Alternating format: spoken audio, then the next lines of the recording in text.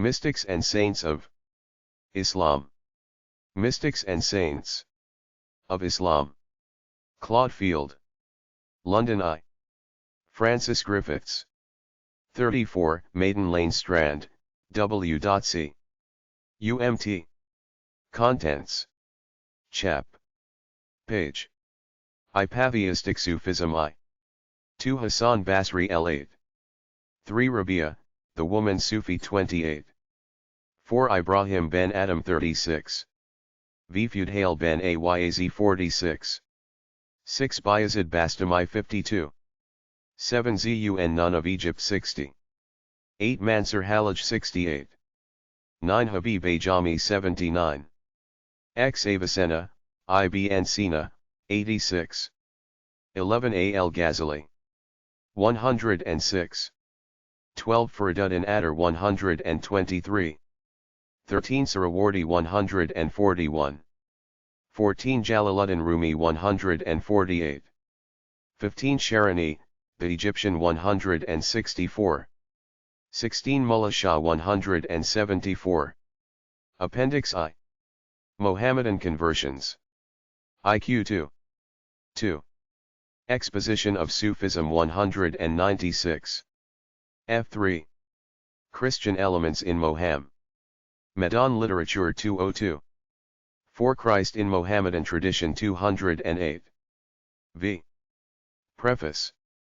It is a custom in some quarters to represent Mohammedan mysticism as merely a late importation into Islam, and an altogether alien element in it. But, however much later Islamic mysticism may have derived from Christian, Neoplatonic, and Buddhist sources, there is little doubt that the roots of mysticism are to be found in the Quran itself. The following verses. An instance, God is the light of the heavens and the earth. His light is like a niche in which is a lamp. The lamp encased in glass, the glass as it were a glistening star. From a blessed tree is it lighted, the olive neither of the east nor of the west, whose oil would well nigh shine out even though fire touched it not. It is light upon light. Quran Surah 24. Indeed it seems strange to accord the title of a practical mystic to Cromwell and to deny it to Muhammad, whose proclivity for religious meditation was so strong that the Arabs used to say Muhammad is in love with his maker, and whose sense of the terror of the Lord was so intense that it turned his hair prematurely white. Many of the reported sayings of the early companions of Muhammad show that they shared this terror. Verily, you shall see hell. You shall see it with the eye of certainty, says the Quran, and they thought it very probable. Thus Ali exclaimed, alas for the shortness of the provision. Ghazali, Munkid. 8. Preface. And the terrors of the way.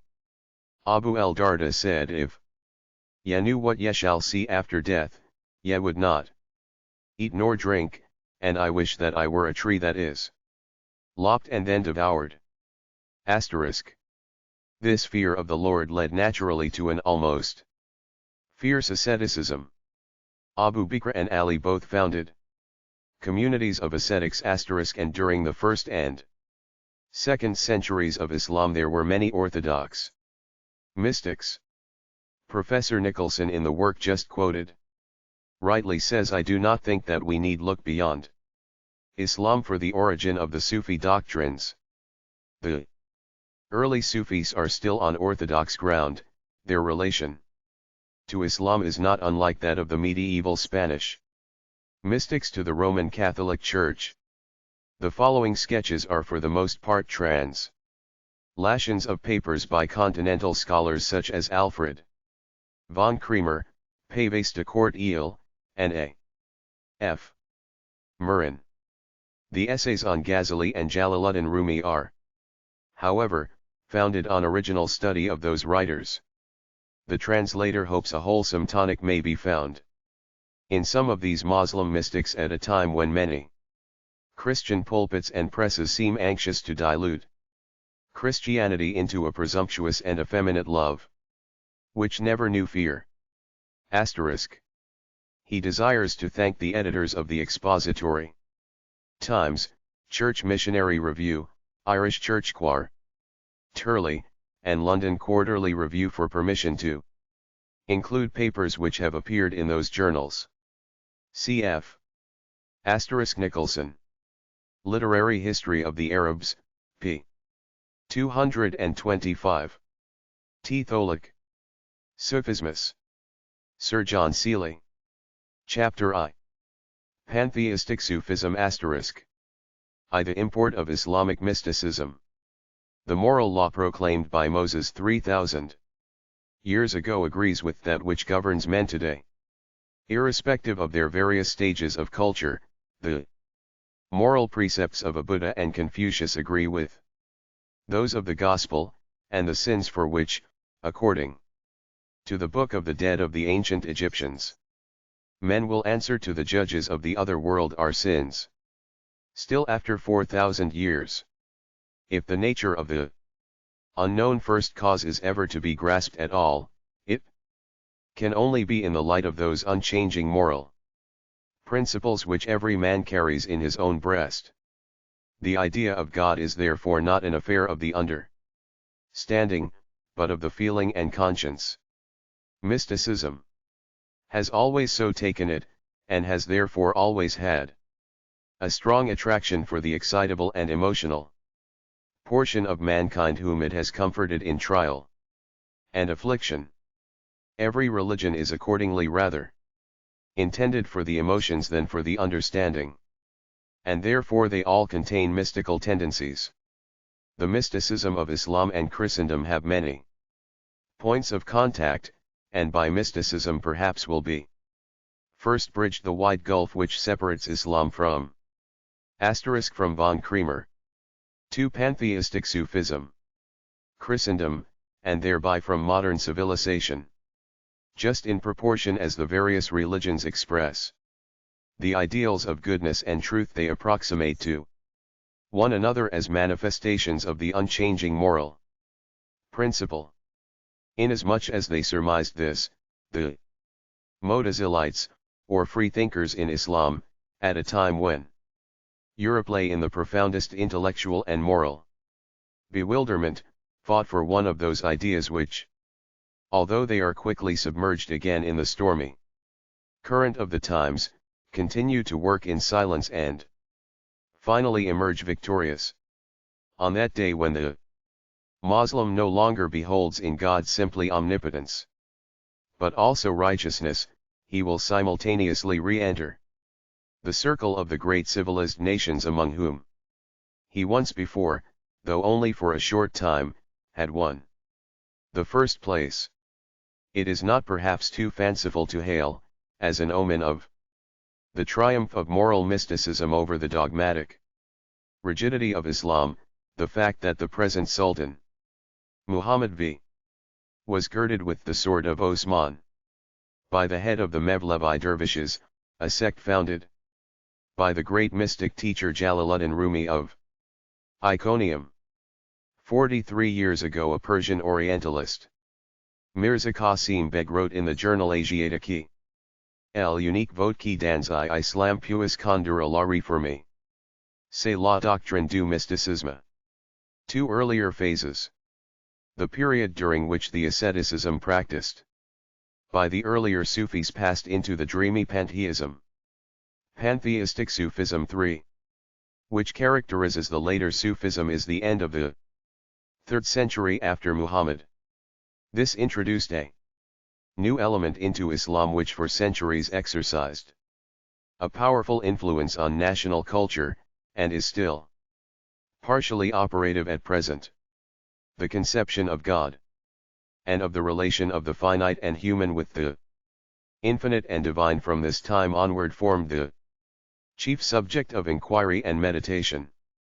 The man who was destined to be the first to give those ideas, which had hitherto been foreign to Arabian Sufism, definite expression was a poor workman, a cotton carter, bearing the name of Hellage. He was an Arabist Persian, born in Persia, but educated in Iraq, where he enjoyed the privilege of being instructed by Junaid. The story of his life as handed down by Shia or Sunni writers has been much exaggerated. It is clear, however, that he had a great number of disciples who revered him as their spiritual guide and ascribed to him almost supernatural powers. His ever-growing popularity much scandalized the orthodox mullahs, who moved the authorities to proceed against him, and were successful in procuring his execution. 922 AD. Before his death he was subjected to terrible tortures, which he bore with wonderful composure. The reason of his condemnation was declared to be that he regarded himself as an incarnation of the Godhead. His disciples honored him as a saint. After his death, they ascribed to him the famous saying, "I am the truth, i.e., God," which they took in a pantheistic sense. He is said to have taught the doctrine of the incarnation of the Godhead in a man, and to have uttered the exclamation for pantheistic Sufism. Praise to the Most High who has revealed his humanity and concealed the overpowering splendor of his deity. Whoso purifies himself by abstinence and purges himself from every trace of fleshiness, unto him the Spirit of God enters, as it entered into Jesus. When he has attained to this degree of perfection, whatever he wills, happens, and whatever he does, is done by God. His letters to his disciples are said to have commenced with the formula, "From the Lord of Lords to his slaves." His disciples wrote to him, "O Spirit of the Spirit One, O highest aim of the Holy, we bear witness that thou hast incarnated thyself in the form of Hossein, the cotton carter, Helij. We flee for protection to thee, and hope in thy mercy, O knower of secrets."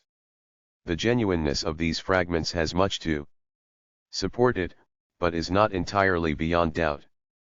This much, however, is clear, that the disciples of Helij, after his death, regarded him as a divine being. Ibn Hazm, a trustworthy author who wrote only 150 years after the execution of Helij, says so expressly. Ghazali, who wrote about 50 years later, still does not mention this, but shelters Helij from the charge of blasphemy by construing his exclamation "I am the truth" in a pantheistic sense, and excuses it by ascribing it to an excess of love to God and to mystic ecstasy. In another place he says, "The first veil between God and his servant is his servant's soul. But the hidden depth of the human heart is divine and illuminated by light from above, for in it is mirrored the eternal truth completely, so that it encloses the universe in itself."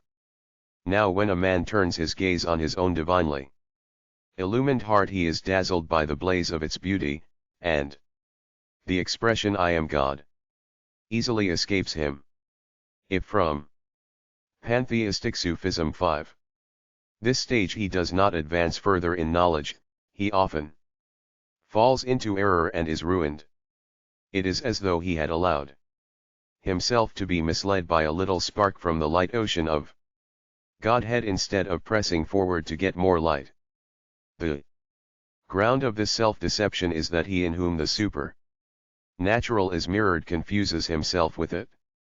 So the color of a picture seen in a mirror is sometimes confounded with the mirror itself.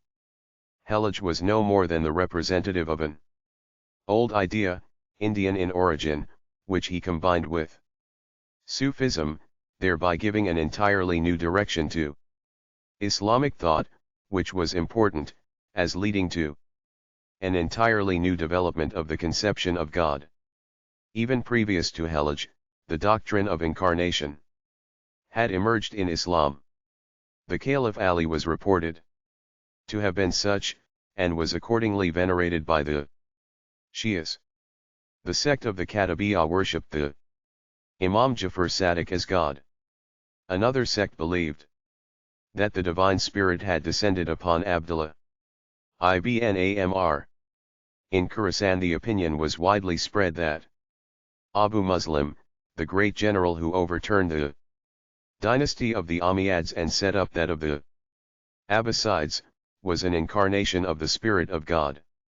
In the same province under Al-Mansur, the second Abbasid Caliph, a religious leader named Ostasis, professes to be an emanation of the Godhead. He collected thousands of followers, and the movement was not suppressed without much fighting. Under the Caliph Mahdi, a self-styled avatar named Atta arose, who on account of a golden mask which he continually wore was called Mokana, or the Veiled Prophet. He also had a numerous following, and 6. Pantheistic Sufism held the Caliph's armies in check for several years, till in 779 AD, being closely invested in his castle, he, with his whole harem and servants, put an end to themselves. Towards the end of the 2nd century after Muhammad, Babek in Persia taught the transmigration of souls and communism. His followers, named Karamayat, long successfully resisted the Caliph's troops. He claimed that the soul of an ancient law giver named Bod had passed into him, which meant perhaps that he wished to pass for a Buddha.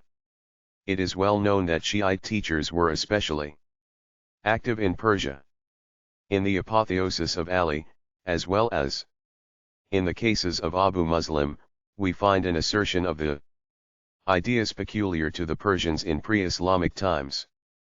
The infusion or indwelling of the Godhead in man, as with the Hindu avatars, was also popular, and widely spread in Persia. In Baghdad, from the time of the early Abbasids, the Persians had exercised great influence. Shias were able to profess their views freely under the tolerant, or rather religiously indifferent Caliph Ma'mun. Baghdad early harbored within its walls a number of communities imbued with Shia doctrine, and the Persian conception of God silently but widely prevailed. Hallaj, educated in the orthodox Sunni school of Junayd, which, through its laying stress on the idea of love to God, possessed rather a mystic than dogmatic character, allowed himself to be carried away by his passionate temperament into not only preaching, but practically applying to himself the above-mentioned doctrines, which, though known to many, had been pantheistic Sufism 7. Discreetly veiled in reserve. When once the populace have been prepared for a new idea, the mere expression of it is sufficient to act as a spark on tinder. The fatal word was spoken by Hallaj. The authorities did their duty, seized the daring innovator and put him to death in the cruel fashion of the time. But the word once spoken had been borne on the winds in all directions, and the execution of Hallaj gave a powerful impulse to the spread of his doctrine. There are periods in the lives of some nations when the longing for a martyr's crown becomes epidemic. A few years after the execution of Hallaj, a man of the people, Ibn Abiskir, from the same village, Shulmagan, where Hallaj had spent his youth, gave himself out as an incarnation of the Godhead.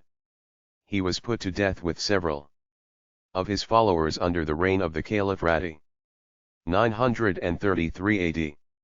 A century after Hallaj, an Egyptian, Ismail Darazi, from whom the Druzes derive their name, proclaimed the Fatimite Caliph Hakim to be an incarnation. How great was the influence exercised in general by those ideas for which Hallaj died a martyr's death, we learn most clearly from the pages of Ghazali, who wrote not quite 200 years later. He says, The speculations of the Sufis may be divided into two classes. To the first category belong all the phrases about love to God and union with Him, which according to them compensate for all outward works. Many of them allege that they have attained to complete oneness with God, that for them the veil has been lifted, that they have not only seen the Most High with their eyes, but have spoken with Him, and go so far as to say the Most High spoke thus and thus.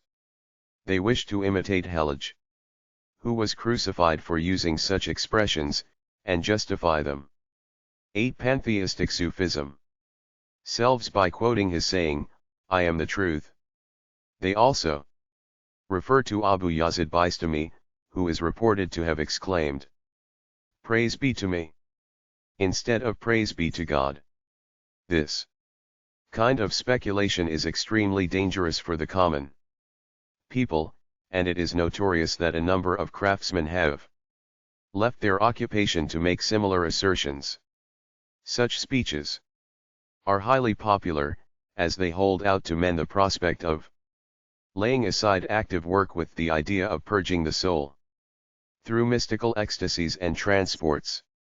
The common people are not slow to claim similar rights for themselves and to catch up wild and whirling expressions. As regards the second class of Sufi speculation, it consists in the use of unintelligible phrases, which by their outward apparent meaning and boldness attract attention, but which on closer inspection prove to be devoid of any real sense. These words of the greatest thinker among the Muhammadans at that time afford us a deep insight into the remarkable character of the period. From them we gather with certainty that the division of Sufism into two classes, one orthodox and outwardly conforming to Islam, and the other free-thinking and pantheistic, was already an accomplished fact before Ghazali's time. We recognize also that the latter kind of Sufism was very popular among the lowest classes of the people and even among the agricultural population. The fundamental characteristic of mysticism, the striving after the knowledge of God by way of ecstatic intuition, had already come into open conflict with the fundamental principles of Islam. Mystical love to God was the catchword which brought people to plunge into ecstatic reverie, and by complete immersion in contemplation to lose their personality, and by this self-annihilation to be absorbed in God. The simple ascetic character of the ancient pantheistic Sufism. 9. Arabian Sufism was continually counteracted by the element of passive contemplation which was entirely foreign to the Arab mind. The terms ascetic and Sufi, which were formerly almost synonymous, henceforward cease to be so, and often conceal a fundamental variance with each other. We shall not go very far wrong if we connect the crisis of this intellectual development with the appearance of Hallaj, so that the close of the 3rd and commencement of the 4th century after Muhammad marks the point of time when this philosophico-religious schism was completed. In Persia, the theosophy of Hallaj and his supporters found a receptive soil and flourished vigorously. On that soil were reared the finest flowers of Persian poetry. From the Persians this tendency passed over to the Turks, and the poetry of both nations contains strongly marked theosophical elements. 3. The love of God and ecstasy. Already in the 2nd century of Islam great stress was laid upon the cultivation of love to God, an outstanding example of which is the female Sufi Rabia. With it was connected a gradually elaborated doctrine of ecstatic states and visions which were believed to lead by the way of intuition and divine illumination to the spiritual contemplation of God. We have already endeavored to describe the religious enthusiasm which took possession of the Muslims in the 1st and 2nd century after Muhammad and have partly traced the Causes which led to this phenomenon. Ecstasy is an invariable concomitant of religious enthusiasm. In the endeavor to break through the pantheistic Sufism narrow bounds which confine the human spirit, pious and credulous natures are only too easily led astray. The instruments which man has at his command, when he wishes to investigate the supernatural, do not suffice to procure him an even approximately correct image of the object which he would fain observe, while the optician with the aid of mathematics can reduce errors arising from the convexity of his magnifying lens to an infinitesimally small amount. The theologian has never found a device, and never will find one, to obviate the errors which arise from the fact that his intellectual insight has to be exercised through the medium of material senses, which obscure the clearness of his observation. And yet it is precisely the ceaseless striving, this irresistible impulse after something higher, this unquenchable thirst for the fountainhead of knowledge, which constitutes the highest and noblest side of humanity, and is the most indubitable pledge of its spiritual future. The net result of these strivings has been an endless series of self-delusions.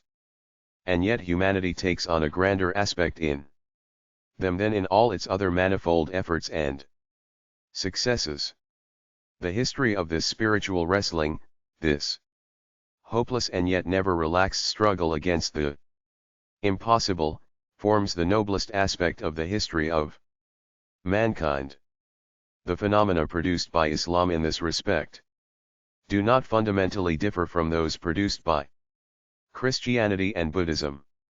Sufism exhibits a more remarkable development of these phenomena, simply because it grew up in an environment which favored their more luxuriant growth.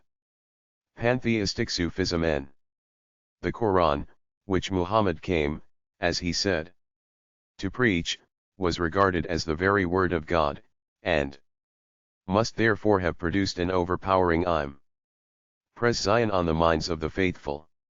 Of this numerous instances are reported. Abd al-Wahid ibn Zayd heard one day a Quran reader recite the following verse.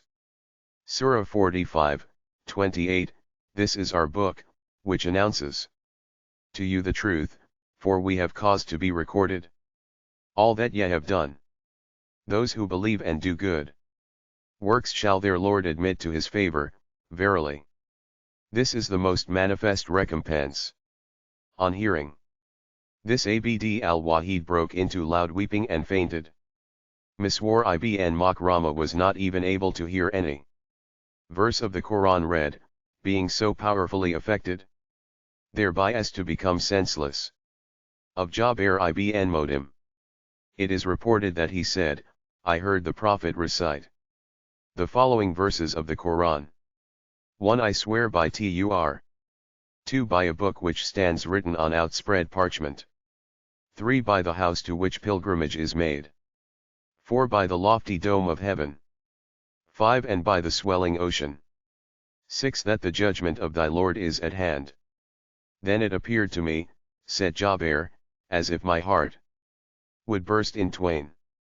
The pious Qadi Ijad adduces as a special proof of the inspiration of the Quran the deep impression of fear and terror which its recital produced on the minds of the hearers. Muhammad ibn Mansur relates that once passing a house at midnight he heard the voice of a man praying to God loudly and fervently, lamenting his sins with deep contrition. Muhammad ibn Mansur could not. 12. Pantheistic Sufism. Resist the temptation, he put his mouth to the keyhole and uttered the verse which threatens the unbelievers with hellfire. He heard a heavy fall within the house, and all was still. As he went down the same street the next morning he saw a corpse being carried out of the same house, followed by an old woman.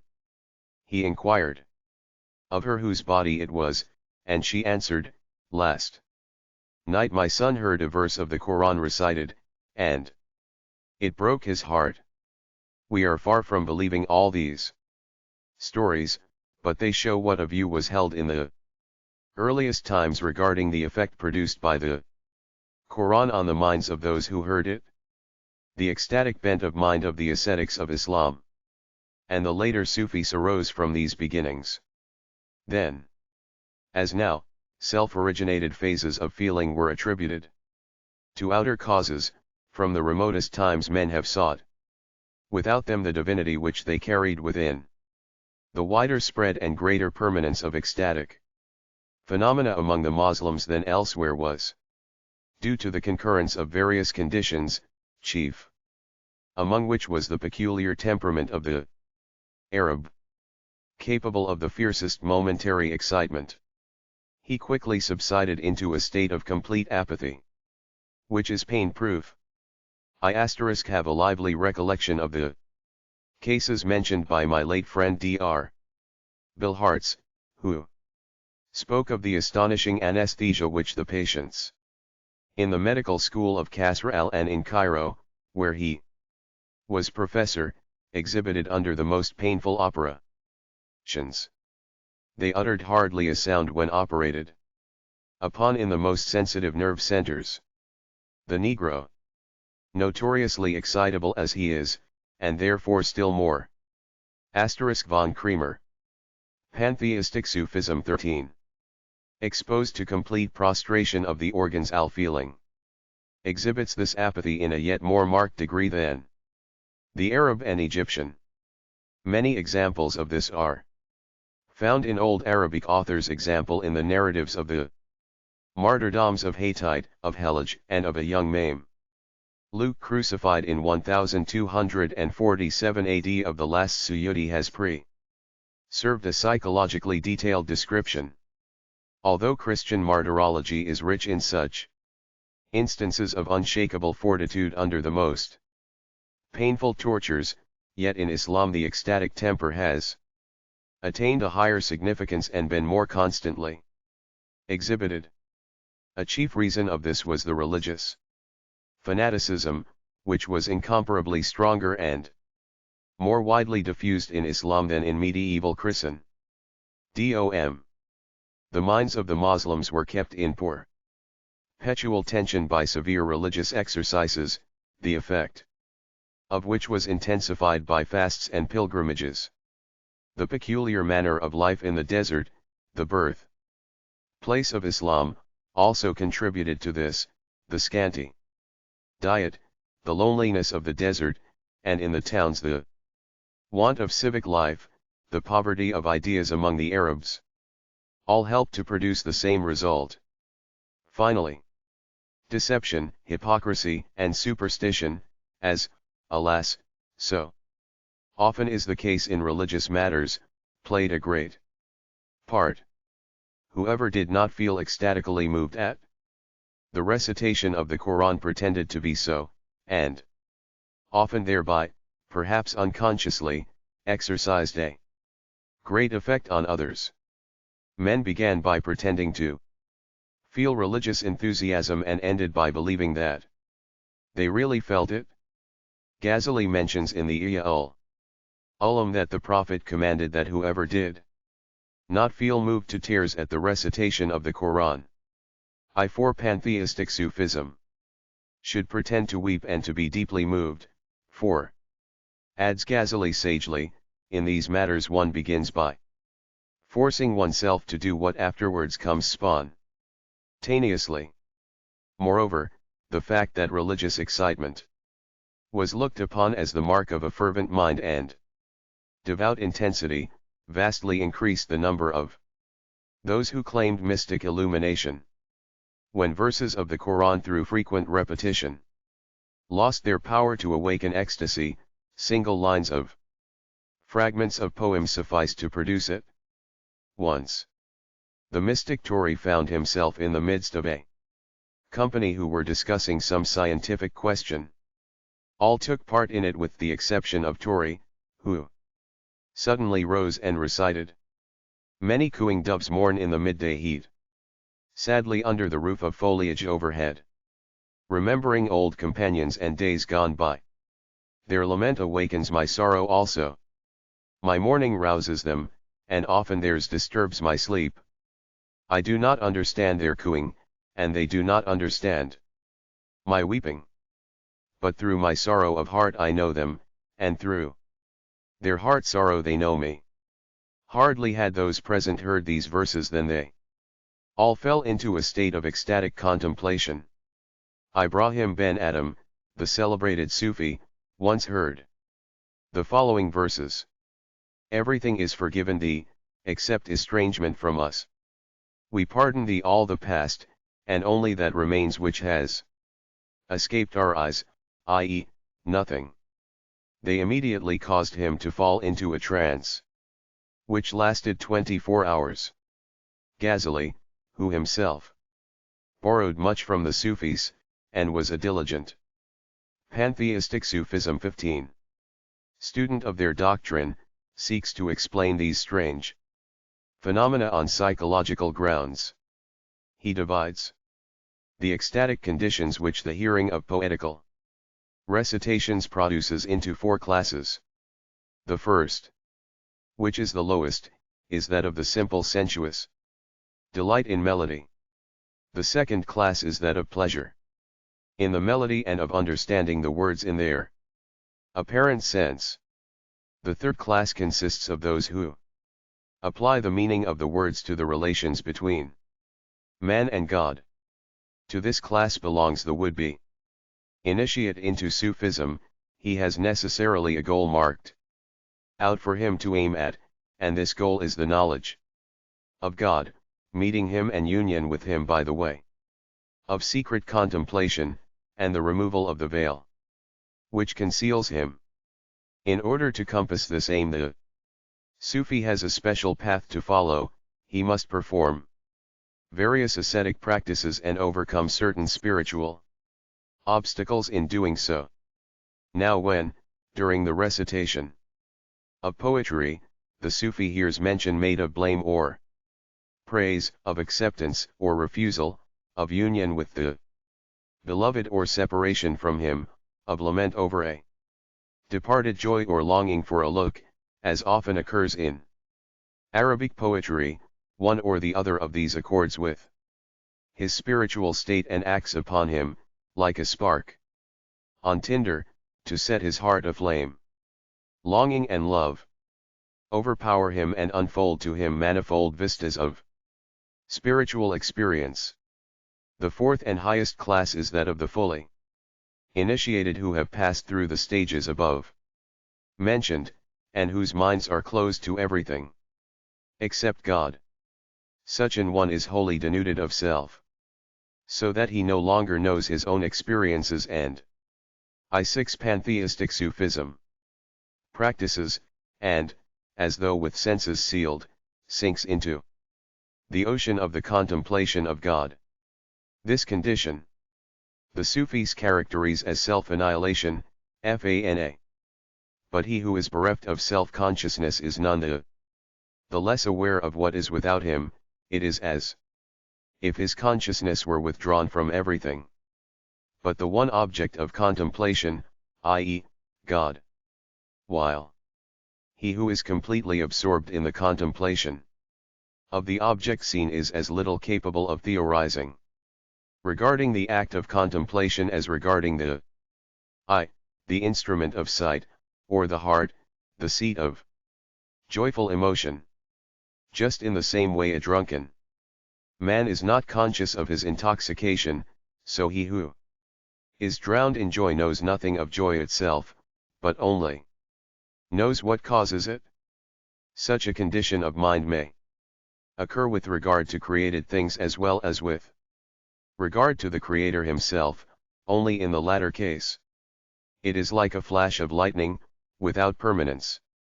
Could such a condition of the soul last longer, it would be beyond the power of human nature to endure and would end in overwhelming it.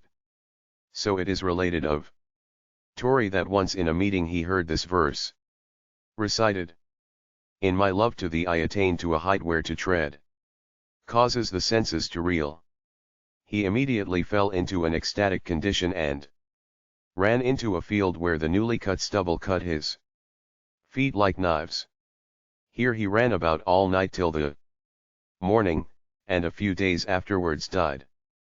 In this highest condition of ecstasy the soul is to be compared to a clear mirror, which, itself colorless, reflects the colors of the object seen in it. Or to a pantheistic Sufism 17. Crystal, whose color is that of the object on which it stands or of the fluid which it contains. Itself colorless. It has the property of transmitting colors. This exposition of Sufistic ecstasy by Ghazali shows that, in his time, far from being on the wane, such phenomena were on the increase. For when a man of such comprehensive mind, such a deep thinker, so well versed in the knowledge of men and especially of his fellow Moslems, speaks so plainly and without doubt upon the matter, and seeks to explain it psychologically, this idea must have already taken deep root and spread widely. Ghazali is consequently to be regarded as a decided adherent of Sufism and as approving of the enthusiastic tendencies accompanying it. He narrates in his autobiography * how he left his family in Baghdad and went to Damascus, where for 2 whole years he studied Sufism. Afterwards he made the pilgrimage to Mecca and Medina. In his lonely musings things were revealed to him, which, he said, could not be described, and he arrived at last at the firm conviction that the Sufis were on the way of God and that their teaching was the best. It must be admitted that by Sufism Ghazali meant that kind of it which held fast to the general principles of Islam and was in accord, even though only externally, with the orthodox party. These Sufis adhered to the Quran and the traditions, but interpreted them allegorically. Mysticism must always be propped up by a positive religion, as it has no support in itself. The Confessions of Al-Ghazali, Wisdom of the East Series. Chapter 2. Hassan Basri d. 728 AD. Hassan Basri was born in Arabia at Medina, where his mother had been brought as a captive and sold to Salma, one of the wives of the Prophet. Arrived at man's estate, and having received his liberty, he retired to Basra on the Persian Gulf, a stronghold of the ascetic sect. Here he lived undisturbed, though his open disavowal of the reigning family of Umayyah exposed him to some danger. The following incident, illustrating his independence of character, is narrated by Ibn Khalikan. When Omar ibn Habara was appointed to the government of Iraq in the reign of the Caliph Abd al-Malik, AD 721, he called for Hassan Basri, Muhammad ibn Sin and Ash-Shabai, to whom he said, Abd al-Malik has received my promise that I will hear and obey him, and he has now appointed me to what you see, and I receive from him written orders. Must I obey him in whatever orders he takes upon himself to give? To this Ibn Sirin and Ash-Shabai gave a cautious reply, but Hassan Basri, being asked his opinion, made this answer, O Ibn Habara, God outweighs Abd al-Malik, and Abd al-Malik cannot outweigh God. God can defend thee from Abd al. These and the following 8 sketches are taken from Attar's Tajkarat Halaliya. 18. Hassan Basri 19. Malik, and Abd al-Malik cannot defend thee from God. He will soon send an angel to take thee from thy throne, and send thee from the width of thy palace into the narrowness of the tomb. Then thy deeds alone can save thee. Ibn Habara then rewarded them, but bestowed a double reward on Hassan Basri, upon which, as Shabai said to Ibn Sirin, we gave him a poor answer. And he gave us a poor reward. Hassan Basri's adoption of the ascetic life was brought about in the following way. When a young man he was a lapidary, and had gone to Rum, Asia Minor, to practice his craft. He there lived on friendly terms with the vizier of that country. One day the vizier said to him, we are going out of the city to a certain place, will you come with us? Hassan Basri assented, and went. We came, he said afterwards, to a plain where there was a vast tent, the ropes of which were of silk and its stakes of gold. I saw a large number of soldiers marching round it, they repeated some words which I could not hear, and then retired. Then came about 400 mullahs and learned men, who did the same. These were followed by a similar number of old men. Then about 4 or 500 beautiful maidens, each holding in her hand a dish containing rubies, pearls, turquoises, and other precious stones. They went in procession round the tent in the same way. Finally the Sultan and the vizier went into the tent and came out again. As for me, I remained transfixed with astonishment. What does all this mean? I asked the vizier. The king he said, had an extremely beautiful child of a happy disposition, who fell ill and died. His tomb, 20 Hassan Basri, is within this tent, and they visit it once a year. First come the soldiers, who circle round the tent and say, O son of the Sultan, if we could have ransomed thy life by the strokes of our swords, we would have done it, even had it cost us our own, but God willed otherwise, and we cannot change his decree. Having so said, they go away. Then the mullahs and learned men, coming in their turn, say, O son of the Sultan, if we could have ransomed thee by knowledge or by eloquence, we would have done so, but all the knowledge and eloquence in the world cannot arrest the decrees of Allah. Then they depart. After them come the old men, who cry, if we could have saved thee by groanings and prayers, we would have done so. But our intercession is useless. Finally come the young maidens, who say, O son of the Sultan, if we could have ransomed thee at the price of beauty and wealth, we would have done it, but the steps of fate turn aside for neither. After them the Sultan and the vizier enter the tent. The Sultan says, O my son, I have done all that I could do. I have brought all these soldiers, these mullahs, these learned men, these old men, these beautiful maidens bearing treasures. And yet I cannot bring thee back. It depends not on me, but on him before whom all power is powerless. May the mercy of the Lord be multiplied upon thee. For another year. Having thus spoken, they return by the way they came. Hassan Basri, having heard this, felt stirred to the depths of his heart. Leaving Rum, he retired to Basra, where he took an oath that he would not smile again till he knew what his eternal destiny would be. Hassan Basri 21. He practiced the severest asceticism, and many came to hear him preach. Hassan Basri had a disciple who was in the habit of casting himself on the ground and uttering groans when he heard the Quran recited. If thou art able to restrain these groans, said he, they will prove like a destructive fire to thee, but if they are really beyond thy power to control, I declare that I am 6 stages behind thee in the way of piety.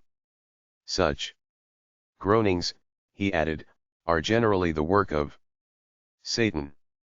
One day Hassan Basri was preaching when Hajjaj ben Yusuf, the bloodthirsty and formidable governor of Iraq, accompanied by a great number of his retinue, with drawn swords, entered the mosque. A person of distinction in the audience said, "We must watch today whether Hassan will be embarrassed by the presence of Hejjaj." When the latter had taken his place, Hassan Basri, without paying the least attention to him, so far from shortening his discourse, prolonged it. When it was finished, the person who was watching him exclaimed, "Bravo, Hassan!" When he came down from the pulpit, Hejjaj came forward, and, taking him by the hand, said, addressing the people, "If you wish to see him whom the Lord has distinguished among you, come and look on Hassan Basri." Hassan had in his heart such a fear of the Lord that, like a man seated near an executioner, he was always in a state of apprehension. Seeing one day a man who wept, he asked him what was the matter. "Today," answered the man, "I heard a preacher say that there were a great many among the Moslems who 22 Hassan Basri, by reason of their sins would remain several years in hell, and then be taken out." "May God grant," cried Hassan, "that I be one of those who come out of hell at last. May I be even as that man, who, as the Prophet of God said, will come out 84 years after all the rest." One night he was overheard weeping and groaning in his house. "Why these tears and laments?" he was asked. "I weep," he answered, "thinking that perhaps today I have set my foot in an unlawful place, or allowed an evil word to escape my lips which will cause me to be chased from before the throne of the Most High. Away, it will be said to me, Thou hast no access here, thy works of piety are not accepted. And what answer shall I make? Behold the reason of my fear." One of his sayings was, "I never saw a certainty of which there is no doubt bear a greater resemblance to a doubtful thing of which there is no certainty than death does." Hassan Basri had a neighbor named Shaman, who was an infidel and a fire worshipper. He fell ill, and his last hour approached. Someone said to Hassan, "Shaman is your neighbor, and his last hour is come, why don't you go to see him?" Hassan, having come to see him, saw that by reason of his assiduous fire worship, his hair and beard were quite blackened by smoke. Hoping that he would become a Moslem, he said to him, "Come, Shaman, fear the punishment which the Lord prepares for thee who hast passed thy life of 70 years in infidelity and fire worship." "As for me," answered Shaman, "I see on the part of you Moslems 3 characteristics. Hassan Basri 23. Which I cannot explain, and which hinder me from becoming a Moslem. You never cease repeating that the world is perishable and impure, and yet day and night, without interval or repose, you heap up its treasures. 2. You say that death is certain and inevitable, and yet you put the thought of it aside, and practice none of the works which should fit you for another world. 3. You assert your belief that in that world it will be possible to contemplate the face of the Most High, and yet you commit acts which He abhors. Thou speakest like one of the initiated," said Hassan, "but although the faithful commit sins, nonetheless they confess the unity and the existence of the Most High, whilst thou hast spent thy life in worshipping the fire. At the day of judgment, if they cast us both into hell, the fire will carry thee away at once, but if the grace of the Lord is accorded to me, it will not be able to scorch one of my eyebrows." This shows that it is only a creature. And, moreover, you Have worshipped it for 70 years, and I have never worshipped it. These words made such an impression on Shaman that he made a profession of the faith of Islam, dying soon afterwards. On the night of his death, Hassan in a dream saw Shaman wearing a crown of gold, clothed in raiment of resplendent beauty, and walking in paradise. My God, he cried when he awoke. Thou hast had mercy on him who spent 70 years in infidelity. Is it strange that thou shouldest show mercy to the faithful? Hassan was a man of such humility of mind that he considered everyone whom he saw his superior. 1. 24 Hassan Basri. Day when he was walking along the bank of the river Tigris, he saw a Negro seated near a woman. Before them was a jar and a cup. Each of them in turn poured from the jar into the cup and drank. Seeing this man, Hassan, according to his wont, said to himself, there is a man better than myself. At the same time he secretly thought, as regards the observance of the ceremonial law, it is possible that he is not superior to me, for he is sitting near a woman of doubtful character and drinking wine. While he was thus reflecting, there appeared on the river a boat heavily laden, and containing 7 persons. Just as it was approaching the shore, it foundered.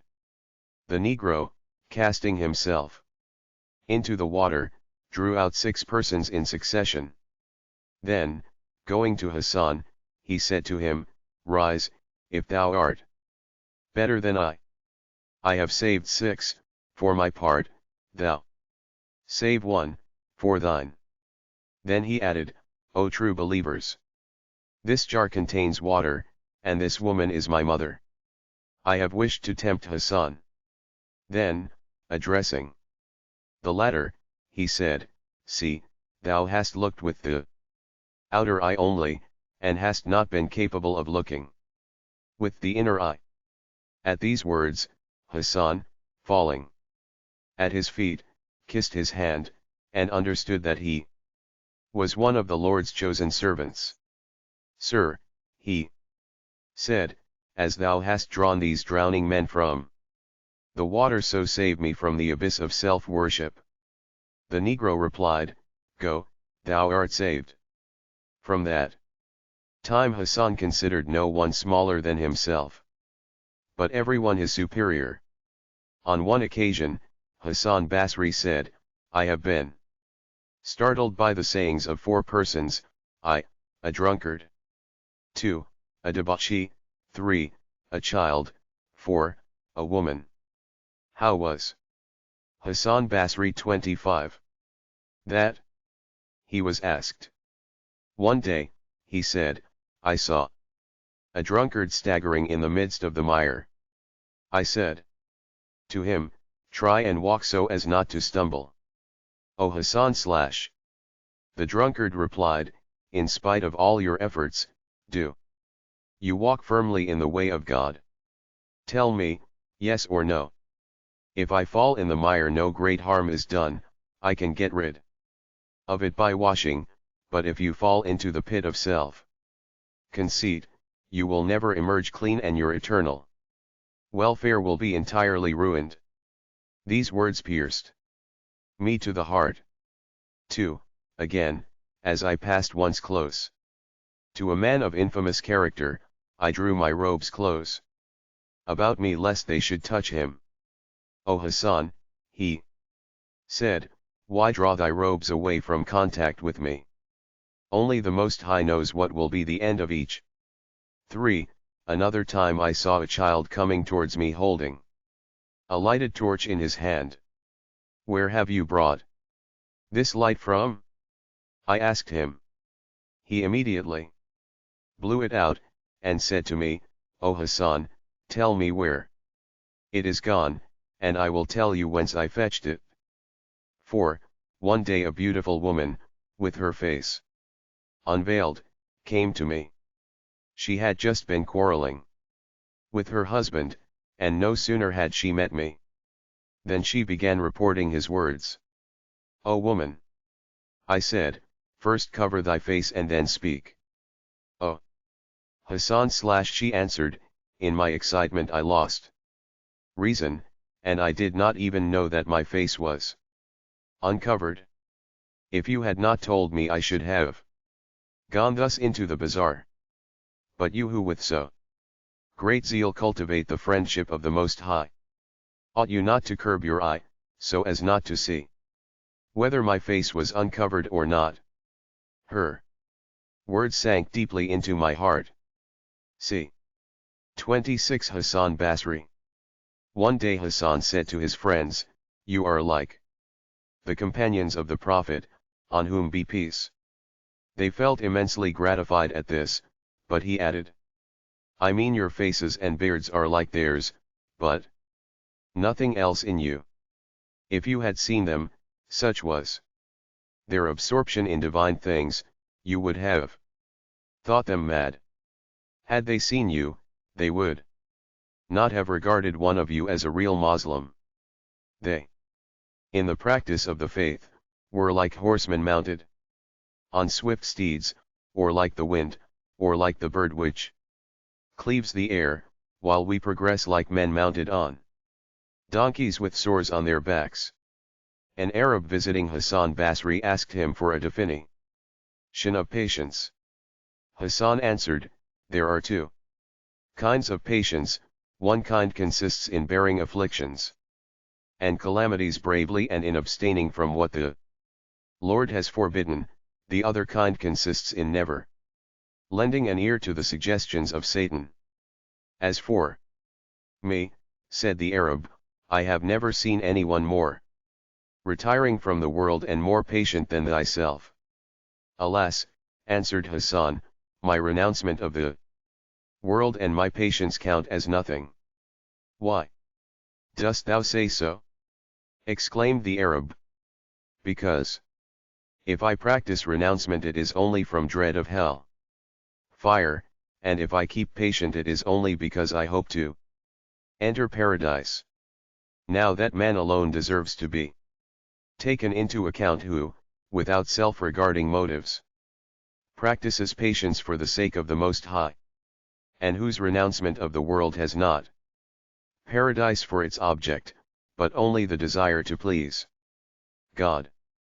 Such a way of acting is a manifest sign of sincerity of heart." Hassan Basri 27. Asked on another occasion what his spiritual state was like, Hassan replied, "My state is like that of a man shipwrecked in the sea, who is clinging to a solitary plank. He never laughed. At the moment of death he smiled once, and called out, 'What sin? What sin?' Someone saw him after his death in a dream, and asked him, 'O Hassan Basri, thou who never wert in the habit of smiling, why, when dying, didst thou say with a smile, What sin? What sin?' Hassan answered, 'When I was dying I heard a voice which said, O Israel, hold back his soul a little longer, it has still one sin / and in my joy I exclaimed, What sin? The night of his death another of his friends had a dream, in which he saw the gates of heaven open and heard a voice proclaim, Hassan Basri has come to his Lord, who is satisfied with him. Chapter 3. Rabia, the woman Sufi. Rabia, the daughter of Ismail, a woman celebrated for her holy life, and a native of Basra, belonged to the tribe of Adi. Al-Kashari says in his treatise on Sufism, she used to say when holding converse with God, Consume with fire, O God, a presumptuous heart, which loveth thee. On one of these occasions a voice spoke to her and said, That we shall not do. Think not of us an ill thought. Often in the silence of the night she would go on the roof of her house and say, The lover is now with his beloved, but I rejoice in being alone with thee.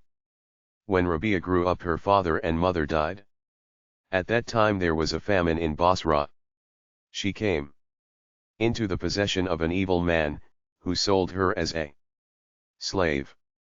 The master who bought her treated her hardly, and exacted all kinds of menial services from her.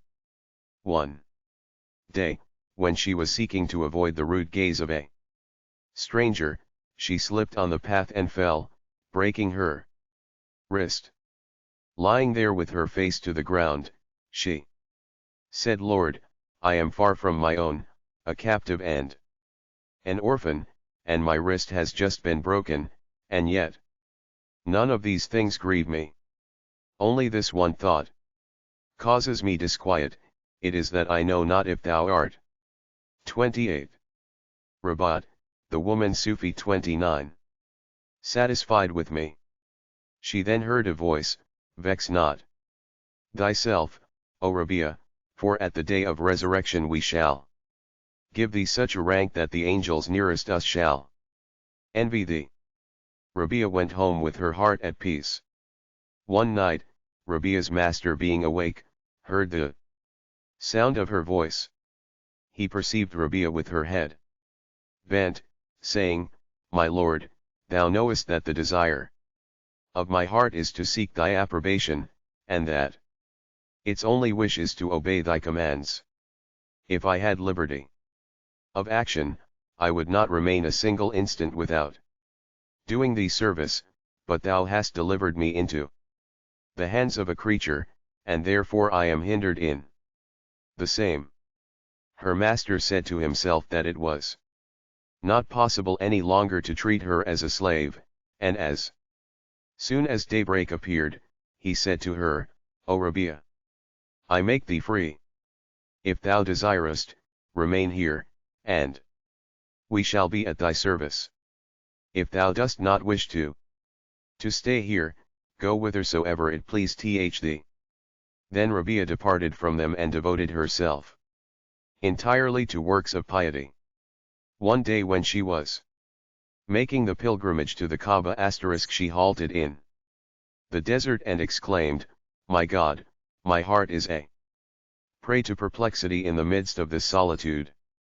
I am a stone, and so is the Kaaba, what can it do for me?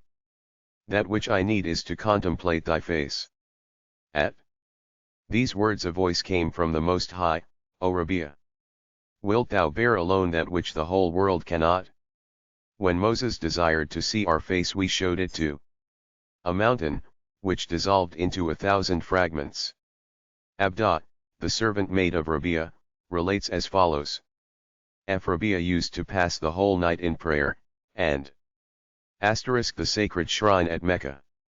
30 Rabi, the woman Sufi. At morning dawn she took a light sleep in her oratory till daylight, and I have heard her say when she sprang in dread from her couch, "O my soul, how long wilt thou sleep?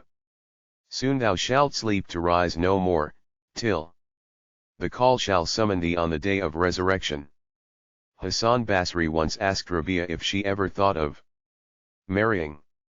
She answered, "The marriage contract can be entered into by those who have possession of their free will.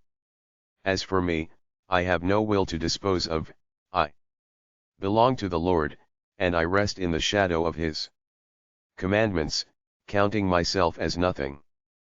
"But," said Hassan, "how have you arrived at such a degree of piety?" "By annihilating myself completely."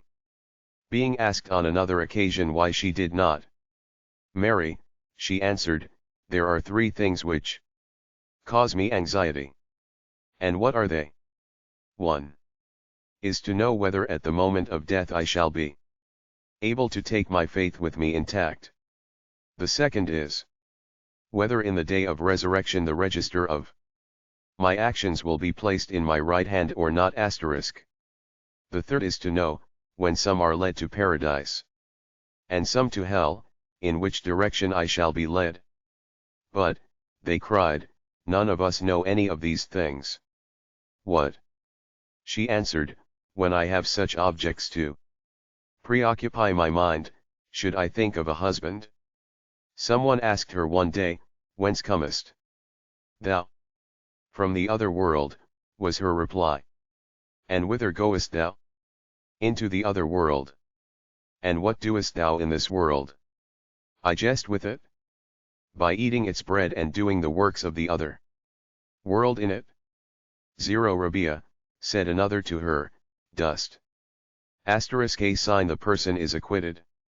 Rabbi, the woman Sufi 31. Thou love the Lord? Truly, she replied, I love him.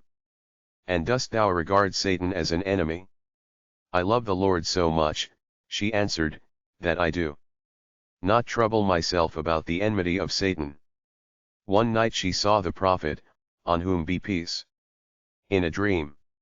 He saluted her and said, Rabia, lovest thou me? O prophet of God, she replied, is there anyone who does not love thee? Yet the love of the Most High fills my heart to such a degree that there is no room for love or hatred towards anyone else. On one occasion she was asked, Dost thou see him whom thou servest? If I did not see him, she said, I would not serve him. She was frequently found in tears, and, being asked the reason why, replied, I fear that at the last moment a voice may cry, Rabia is not worthy to appear in our court. The following question was put to her, if one of his servants truly repents, will the Lord accept it or not? As long as God does not grant repentance, she replied, how can anyone repent?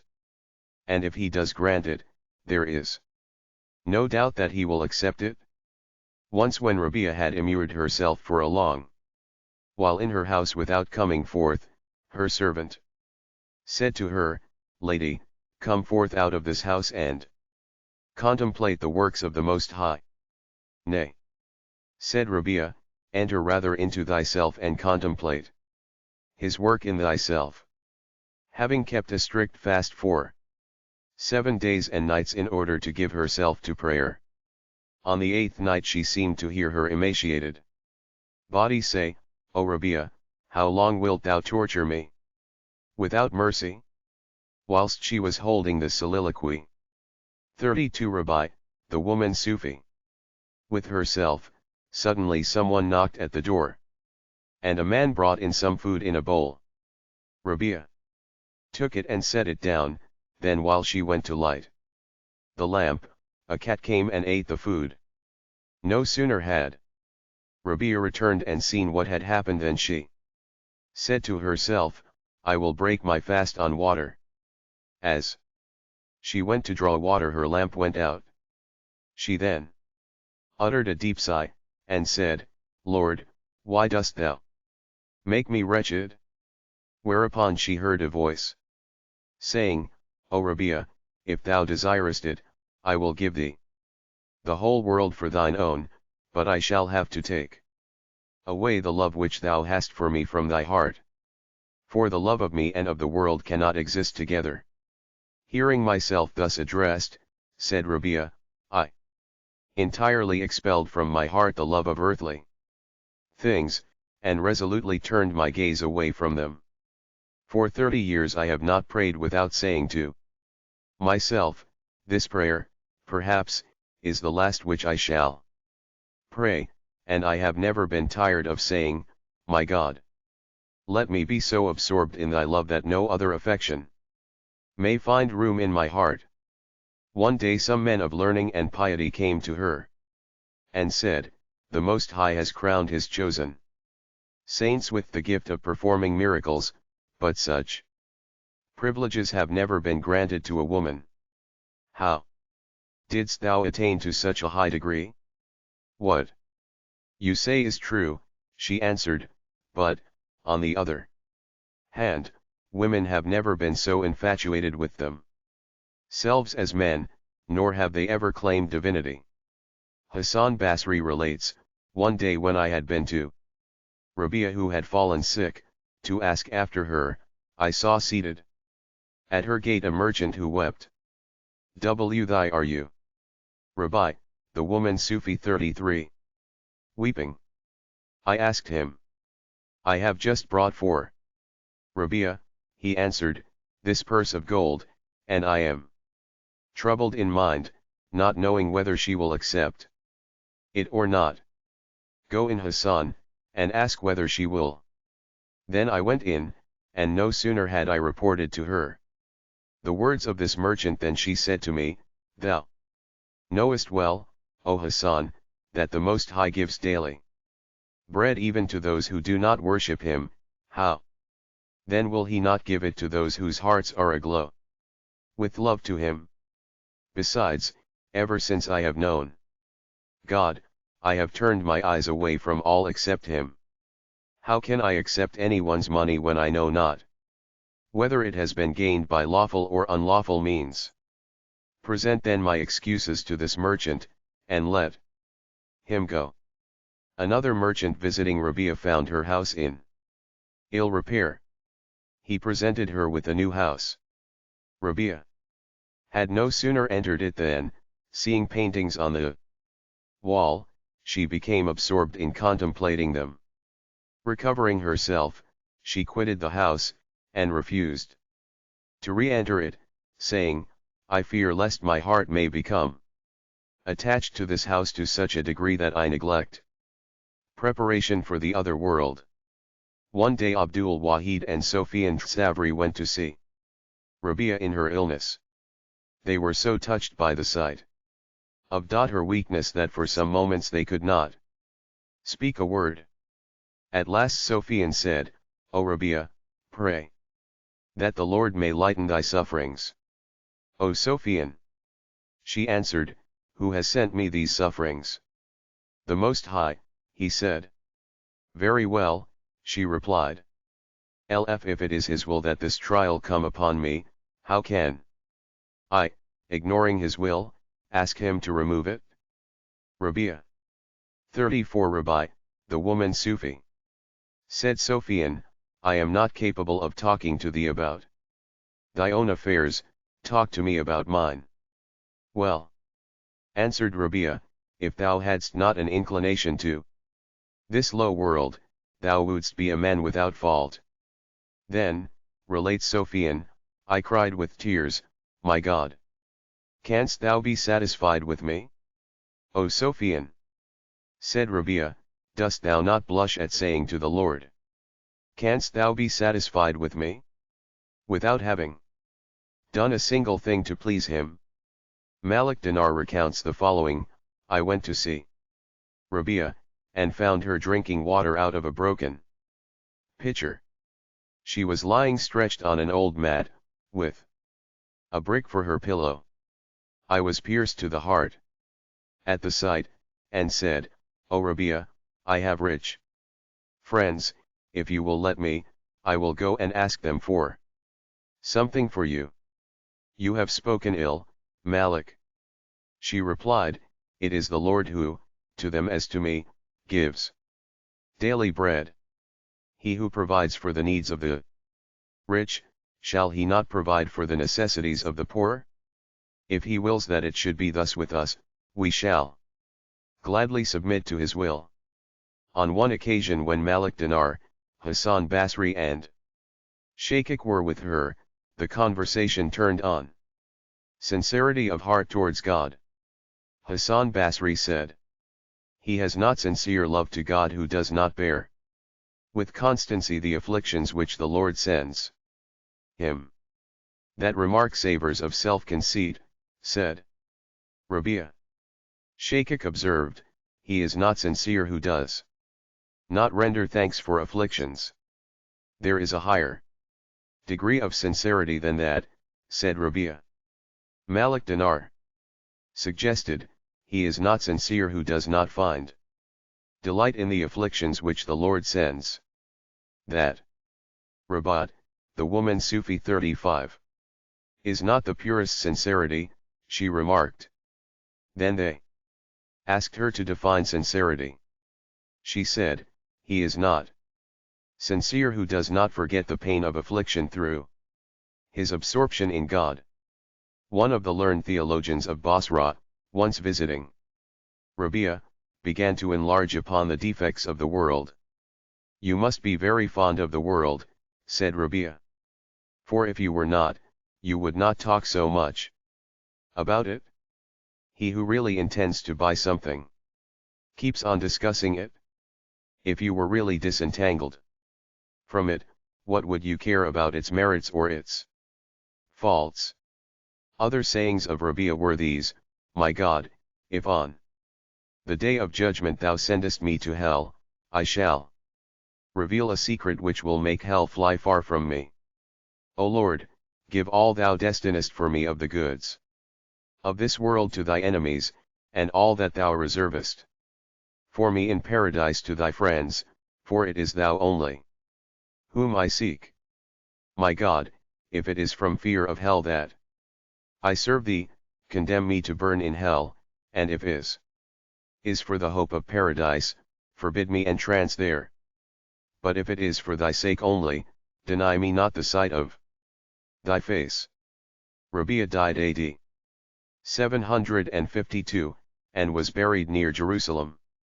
Her tomb was a center of pilgrimage during the Middle Ages. Chapter 4. Ibrahim ben Adam, Prince of Rock. D. 875. Ibrahim ben Adam was originally prince of the city of Balkh, and had control of the riches of many provinces. One night when he was in bed he heard a sound of footsteps on the roof of his palace. "Who are you on the roof?" he cried out.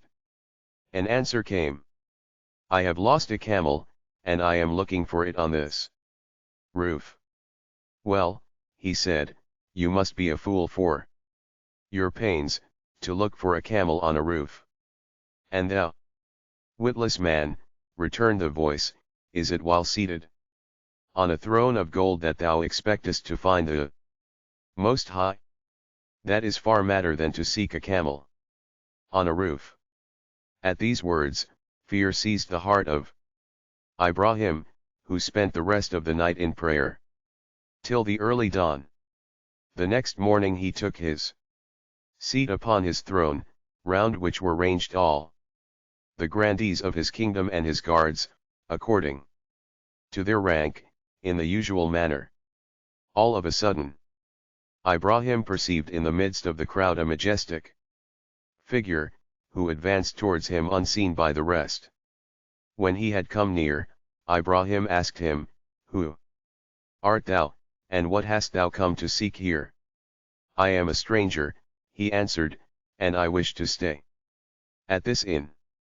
"But this is not an inn," answered Ibrahim, "it is my own house." "To whom did it?" 36. Ibrahim ben Adam 37. "Belong before thee?" inquired the stranger. "To my father." "And before thy father, to whom did it belong?" "To my grandfather." "And where are thy ancestors now?" "They are dead." "Well, then, is this house anything but an hotel, where the coming guest succeeds to the departing one?" So saying, the stranger began to withdraw. Ibrahim rose, ran toward him, and said, "I adjure thee to stop, in the name of the Most High." The stranger paused. "Who art thou?" cried Ibrahim, "who hast lit this fire in my soul?" "I am Israel, O Ibrahim. It is time for thee to awake." So saying, he disappeared. Ibrahim, pierced with sorrow, awoke from his trance, and felt a keen disdain for all earthly grandeur. The next morning, being mounted and going to the chase, he heard a voice which said, "O Ibrahim, thou wast not created for this." He looked round him on all sides, but could see no one, and went on again. Presently again the voice was heard, proceeding, as it were, from his saddle, "O Ibrahim, thou wast not created for this. Struck to the heart, Ibrahim exclaimed, "It is the Lord who commands, his servant will obey." He thereupon dismounted, exchanged clothes with a shepherd whom he discovered close by, and began to lead the life of a wandering dervish, and became famous for his devoutness and austerity. After some years, he undertook the pilgrimage to Mecca, and joined a caravan which was bound thither. The news of his coming having reached the chief men of the city, they all came out to meet him. Some of their servants, going on, met Ibrahim, whom, of course, they did not know, and asked him if Ibrahim ben 38 Ibrahim ben Adam. Adam was approaching. "Why do you ask me?" he said. "Because the chief men of the city are come out to meet him." "And why make so much ado about that man," he said, "who is a sinner and an infidel? What right hast thou to speak thus of him?" They cried, and, seizing him, handled him roughly. After having beaten him they went on their way. Ibrahim said to himself, "Thou hast had thy deserts." When he was recognized afterwards, an ample apology was made to him, and he was conducted to Mecca, where he remained several years, supporting himself by money earned by his daily toil. When Ibrahim left Balkh, he had a son who was then a child. When the latter became a young man, he asked, "Where is my father?" Whereupon his mother told him all that had occurred to his father. "Well," said the youth, "where is he to be found now?" "At Mecca," his mother answered. "Very well, I will go to Mecca," he replied, "and find my father." He set out. And when he arrived there, he found in the sacred precinct surrounding the Kaaba many fakirs clothed with rags. "Do you know Ibrahim ben Adam?" he asked them. "He is one of ourselves," one of them answered. "He has gone to gather and sell wood with to buy bread and bring it us." The younger Ibrahim immediately went out of the city to seek his father. Presently he found an old man carrying a bundle of wood on his head, whom he recognized as his father. At this sight he was near weeping, but controlled himself, and walked behind him unobserved. As for Ibrahim ben Adam, he carried his wood to the bazaar, sold it, and bought bread, which he took, Ibrahim ben Adam 39, to his fellow fakirs, and then performed his devotions. On the other hand, his son did not disclose himself, for he feared that to do so suddenly would cause his father to fly. The next morning one of Ibrahim ben Adam's fellow fakirs rose and went to his son's tent. He found the young man reading the Quran and weeping. The fakir advanced and saluted him, asking, "Who art thou? Whence comest thou? Whose son art thou?" "I am the son of Ibrahim ben Adam," replied the young man, "and I was never able to see my father until now, but I fear that if I make myself known to him, he will repulse me brusquely and flee away." "Come," said the fakir, "I will myself lead you to him." Without further delay the wife and son of Ibrahim joined the fakir, and went to seek him. No sooner had his wife perceived him than she uttered a cry and said, "My son, behold thy father." All the bystanders burst into tears, while Ibrahim's son fell down in a swoon. When he came to himself he saluted his father, who returned his greeting, embraced him, and said, "O my son, of what religion art thou?" "Of the religion of Muhammad," he answered. "God be praised!" exclaimed Ibrahim. Then he asked, "Dost thou know the Quran?" I know it, was the reply. Dost thou read the books which treat of religious knowledge? I read them. God be praised. Again exclaimed Ibrahim.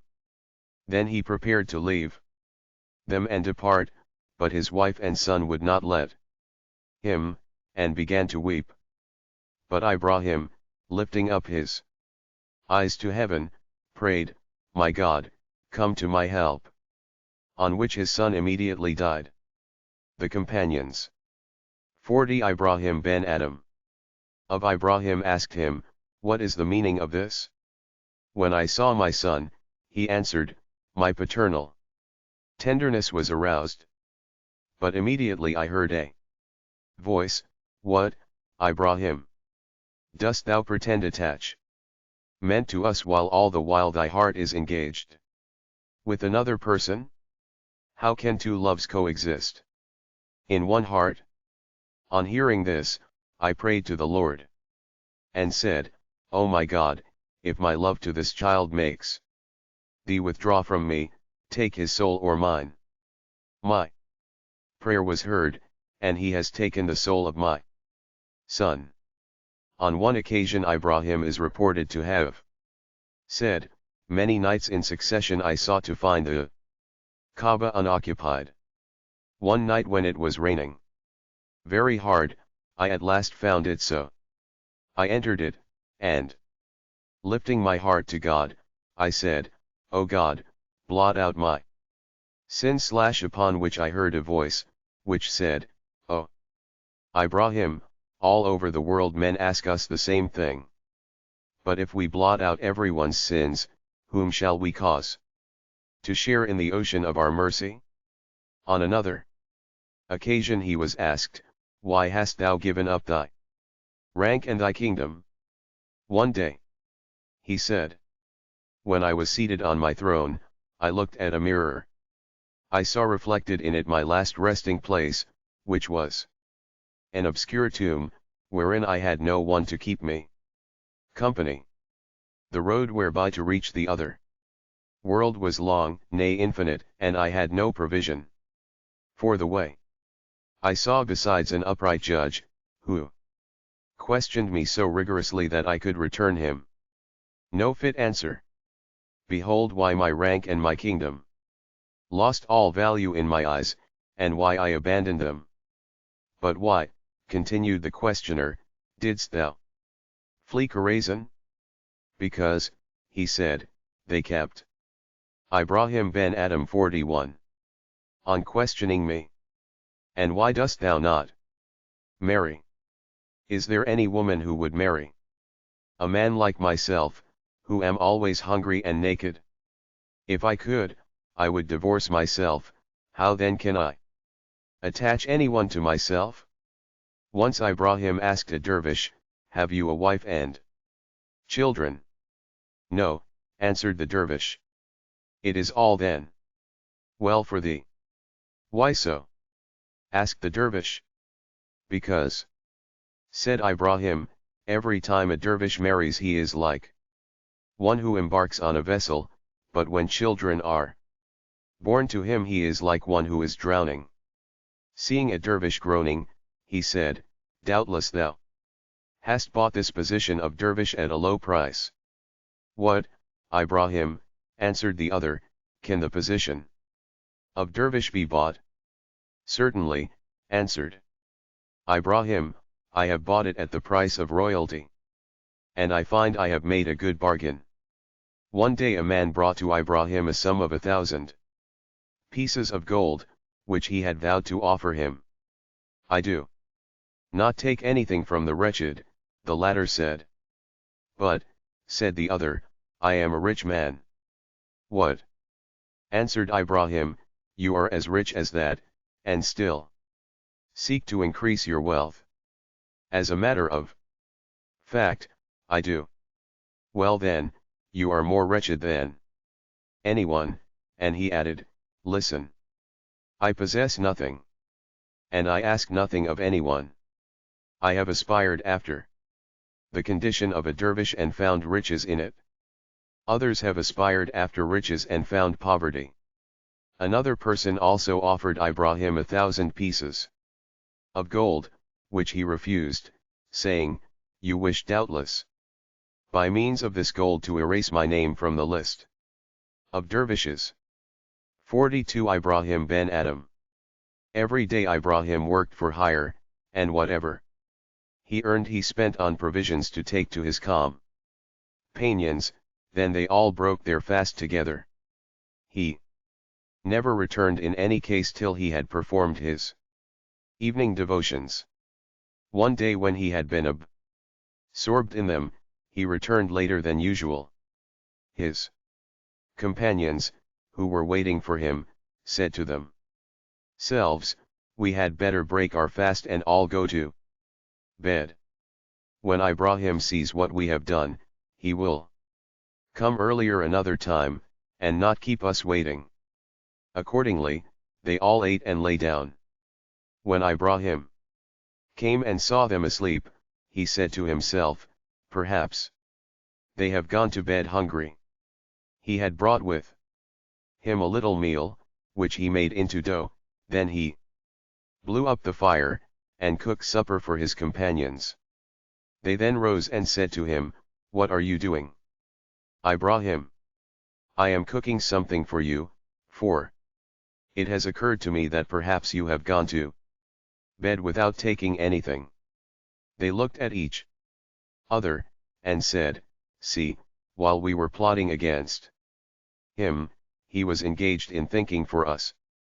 One day a man came to Ibrahim and said, "Oh, Ibrahim, I have done myself a great deal of harm by sin. Give me some advice." "Listen then," said Ibrahim, "here are 6 rules for you. First, when you have committed a sin, do not eat the food which the Lord sends you." "But I cannot live without food," said the other. "What?" exclaimed Ibrahim, "is it just that you should profit by what the Lord supplies while you do not serve him and never cease to offend him? Second, when you are on the point of committing a sin, quit the kingdom of the Ibrahim ben Adam 43. Most High. "But," said the man, "his kingdom extends from the east to the west, how can I go out of it?" "Very well, remain in it, but give up sin. And don't be rebellious. Third, when you are about to sin, place thyself where the Most High cannot see you. But one cannot hide anything from him." "Very well then," said Ibrahim, "is it right that you should live on what he supplies, and that you should dwell in his kingdom, and commit evil actions under his eyes?" Fourth, when Azrael, the angel of death, comes to claim your soul, say to him, "Give me a respite, I wish to repent." But how will Azrael listen to such a prayer? "If it is so," replied Ibrahim, "repent now, so as not to have to do so when Azrael comes." Fifth, when you are placed in the tomb, dismiss the angels Munkar and Nakir * who will come to examine thee. "But I cannot very well live such a life as to be able to reply satisfactorily to them." Sixth, on the day of judgment, when the order goes forth to conduct sinners to hell, say you won't go. It suffices. Ibrahim, you have said enough. The man repented, and the fervour of his conversion lasted till his death. Ibrahim is said to have told the following story. "One day I went to glean, but as soon as I put any ears of corn in the lappet of my robe they were shaken out. This happened something like 40 times. At last I cried, 'What does this mean, O Lord?' I heard a voice say in reply, 0, Ibrahim, in the time of your prosperity 40 bucklers of red gold were carried in. According to the Mohammedan belief, every man as soon as he is buried is examined by these 2 angels. 44 Ibrahim ben Adam. Front of thee. It was necessary that you should be thus molested as a requital for the luxury of those 40 golden bucklers. Once Ibrahim was entrusted with the charge of an orchard. The owner one day came down to visit it, and told Ibrahim to bring him some sweet pomegranates. Ibrahim went and gathered the largest he could find. But they all proved to be bitter. What? Said the owner, you have eaten these pomegranates so long, and cannot distinguish the sweet from the bitter? Sir, replied Ibrahim, you told me to take charge of the orchard, but you did not tell me to eat the pomegranates. Ah, replied the other, to judge by your austerity, you must be no other than Ibrahim ben Adam. The latter, seeing that he was discovered, left the orchard and departed. A story told by Ibrahim was as follows.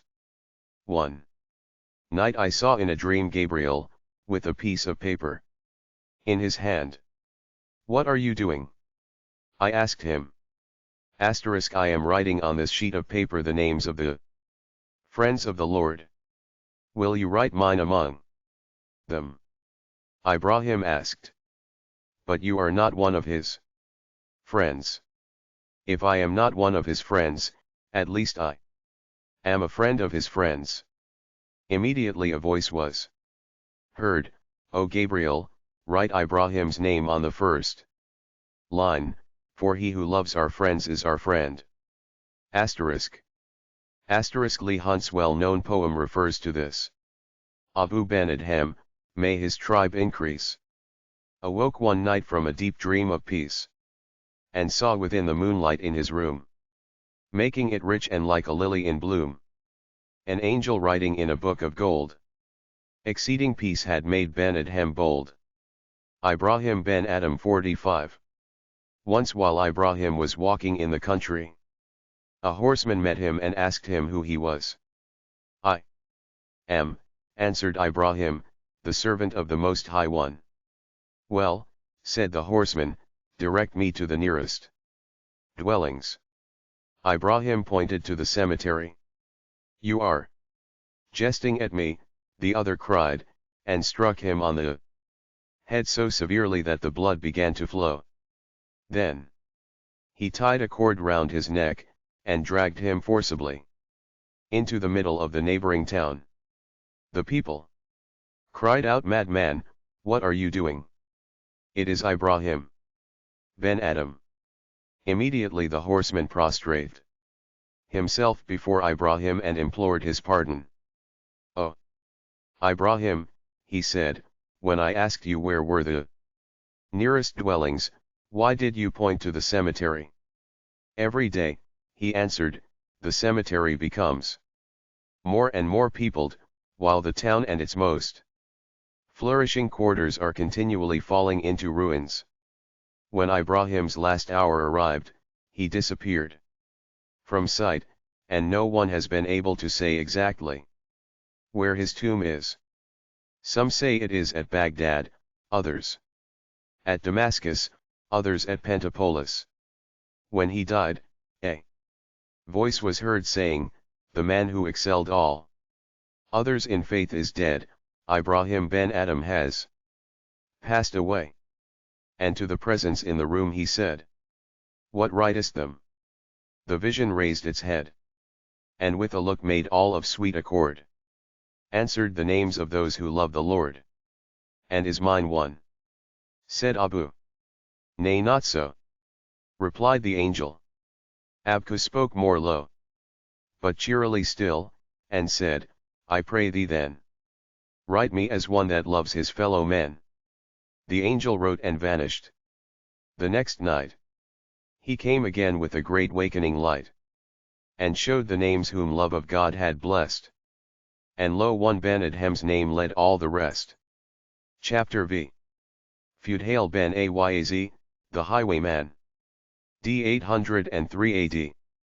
In the beginning of his career Fudhail ben Ayaz was a highwayman, and used to pitch his tent on the plains between Merv and Abiwerd. He had collected many other robbers round him, when they brought in booty, he, as their chief, apportioned it. He never neglected saying the Friday prayers, and dismissed any of his servants whom he found neglecting them. One day his men were lying in wait on the high road, when a numerous caravan arrived and fell into their clutches. In this caravan was a merchant who had a large sum of money in his purse. Desirous of hiding it, he fled towards the open plain. There he found a tent and a man clothed in coarse garments seated in it. The merchant, having explained the matter to him, was told to leave his money there. He did so, and returned to the caravan. When he got there he saw that the robbers had attacked it and taken all the goods. After having bound and laid on the earth all the travelers, he ransomed them, and helped them to gather the remains of their property. When he returned to the tent he found the robbers there dividing their booty. Seeing this, he said, "Woe is me! Then he whom I trusted my money to was a robber." He was on the point of departing when Feudhale called out to him, "What is the matter?" "I had come." 46. Feudhale ben Az 47. He answered, "To take back my money which I had deposited here." "Well," said Feudhale, "you will find it where you placed it." The merchant did so. "But," cried Feudhale's companions, "we did not find any coined money at all in this caravan. How is it that you hand over such a large sum?" "This man," answered Feudhale, "has trusted me in the simplicity of his heart. Now I, in the simplicity of my heart, trust in the Lord, and just as I have justified the good opinion which the merchant had of me, I hope the Lord will justify that which I have of him." The conversion of Feudhale to an ascetic life took place in the following manner. As he was climbing over a wall to see a girl whom he loved, he heard a voice pronounce this verse of the Quran, "Is not the time yet come unto those who believe that their hearts should humbly submit to the admonition of God?" Asterisk. On this he exclaimed, "O Lord, that time is come." He then went away from the place, and the approach of night induced him to repair for shelter to a ruined edifice. A caravan was encamped not far off, and Feudhale heard one of the travelers say to another, "We must rise and be going, lest Feudhale should arrive and rob us." Feudhale then came forward and said, "I have good news for you. Feudhale has entered upon the path of penitence, and is more likely to flee from you than you from him."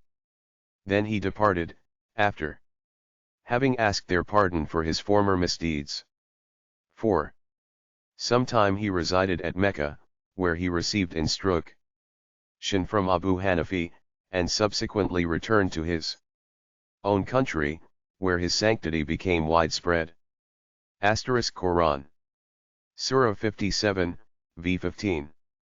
43 Feudhale ben Az. It is related that one night the Caliph Harun al-Rashid said to Fazl the Barmecide, "Take me to a man by whose aid I may rise out of the moral torpor into which I have fallen." Fazl took him to the door of a celebrated ascetic, Sufyan ibn Oyana, who asked, on their knocking, "Who is there?" "The Prince of the Faithful," answered Fazl. "Why did you not send for me?" Said Sufyan, "I would have come myself in person to serve him." Al-Rashid, hearing this, said, "This is not the man I seek." They then departed and knocked at the door of Feudhale. As they arrived, the latter was reciting the following verse of the Quran: "Do those who have done evil imagine that we shall set them on the same level with those who have done well?" Quran, Surah XLV, v. 20. The Caliph had no sooner heard this verse than he said, if it is good advice we are seeking, here is enough for us. Then they knocked at the door. Who is there? Asked Feudhail. The Prince of the Faithful, Fazl Sword. What do you want? Was the reply. I have nothing to do with you, leave me alone and don't waste my time. But you should treat the Caliph with honor, and let us in. It is for you to come in if you must, in spite of me, answered Feudhail. When the Caliph and his attendant entered, Feudhail extinguished the lamp in order not to see the intruders. Harun al-Rashid, having touched Feudhail's hand in the dark, the latter exclaimed, how soft this hand is! May it escape hell fire! Having thus spoken, he rose to pray. As for the Caliph, he began to weep, and said, speak to me at least one word. Feudhail, when he had finished his prayers, said to him, O Harun. Feudhail ben Az 49. Thy ancestor Abbas, who was the paternal uncle of the Prophet, on whom be peace, said to him one day, O Prophet of God, make me ruler over a nation. The Prophet replied, I have made thee ruler over thyself. If thou rulest thine own body and keepest it constant in the service of the Lord, that is better than ruling a nation for 1,000 years. Again, Omar, the son of Abd al-Aziz, being installed on the throne of the Caliphate, sent for 3 of his intimate friends, and said to them, behold me caught in the toils of the Caliphate. How shall I get rid of them? Many people consider power a blessing, I regard it as a calamity. Then Feudhail added, O Harun, if thou wishest to escape the punishment of the day of judgment, regard each old man among the Moslems as thy father, the young men as thy brothers, the women as thy sisters. O Harun, I fear lest thy handsome visage be scorched by the flames of hell. Fear the Most High, and know that he will interrogate thee on the day of resurrection. At these words, Harun al-Rashid wept copiously. Then Fazl said to Feudhail, say no more, you have killed the Caliph with grief. O Haman! Feudhail answered, it is not I, it is thou, and thy relations who have misled the Caliph and destroyed him. Hearing these words, Harun al-Rashid wept still more bitterly, and said to Fazl, be silent. If he has called you Haman, he has tacitly compared me to Pharaoh. Then, addressing Feudhail, he asked him, have you any debt to pay? Yes, he answered, that of the service which I. According to the Quran, Haman was the vizier of Pharaoh, whom he misled by bad advice. 50 Feudhail ben Az. O to the Most High! He furnishes me with subsistence, I have no need to borrow. Then Harun al-Rashid placed in Feudhail's hand a purse in which were 1,000 pieces of gold, saying, this money is lawfully acquired, I have inherited it from my mother. Ah! Exclaimed Feudhail, my advice has been wasted, my object in giving it was to lighten thy burden, thou seekest to make mine more heavy. At these words, Harun al-Rashid rose, saluted him, and departed. All the way home he kept repeating to himself, this Feudhail is a great teacher. On another occasion the Caliph is reported to have said to Feudhail, how great is thy self-abnegation, to which Feudhail made answer, thine is greater. How so? Said the Caliph. Because I make abnegation of this world, and thou makest abnegation of the next. Now this world is transitory, and the next will endure forever. Sophian Savary relates the following anecdote. 1 night I was talking with Feudhale, and after we had been conversing on all kinds of subjects, I said to him, "What a pleasant evening we have had, and what interesting conversation." "No," he said, "neither the evening nor the conversation have been good." "Why so?" I remarked. "Because," he said, "you sought to speak words which might please me, and I sought to answer so as to gratify you."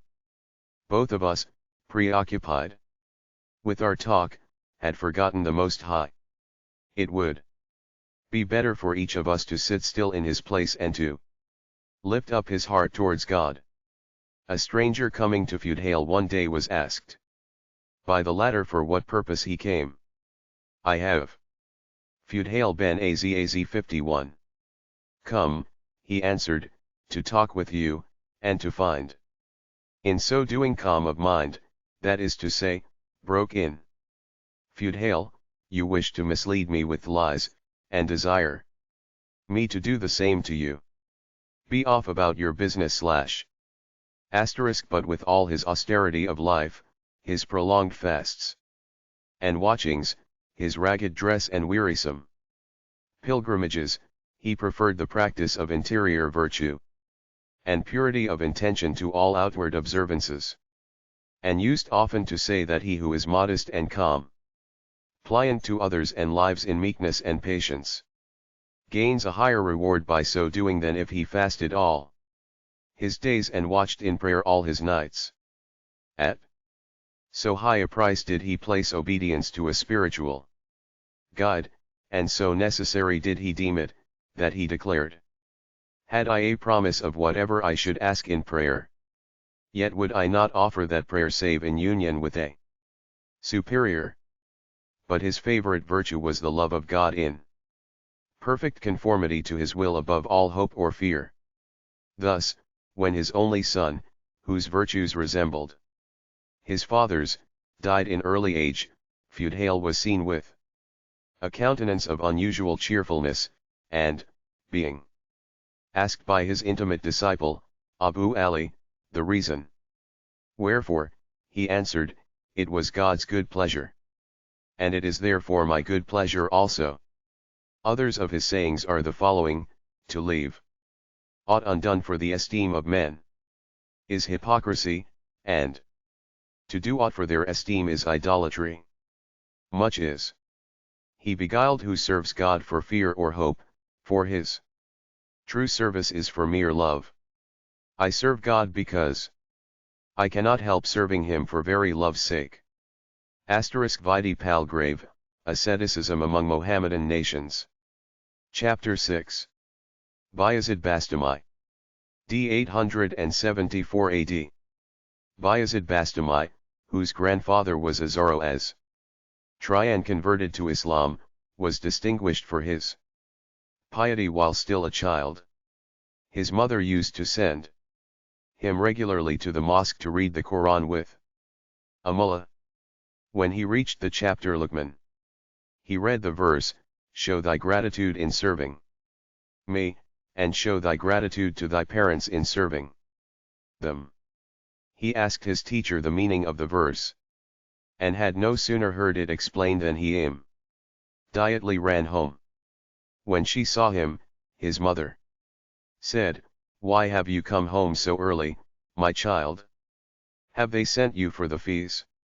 "Mother," answered Bayezid, "I have just read the verse in which the Lord commands me to serve him, arid to serve thee, but, as I cannot serve in two places at once, I have come to propose to you that you should ask the Lord to give me to you in order that I may serve you, or that you should yourself give me to the Lord that I may serve him."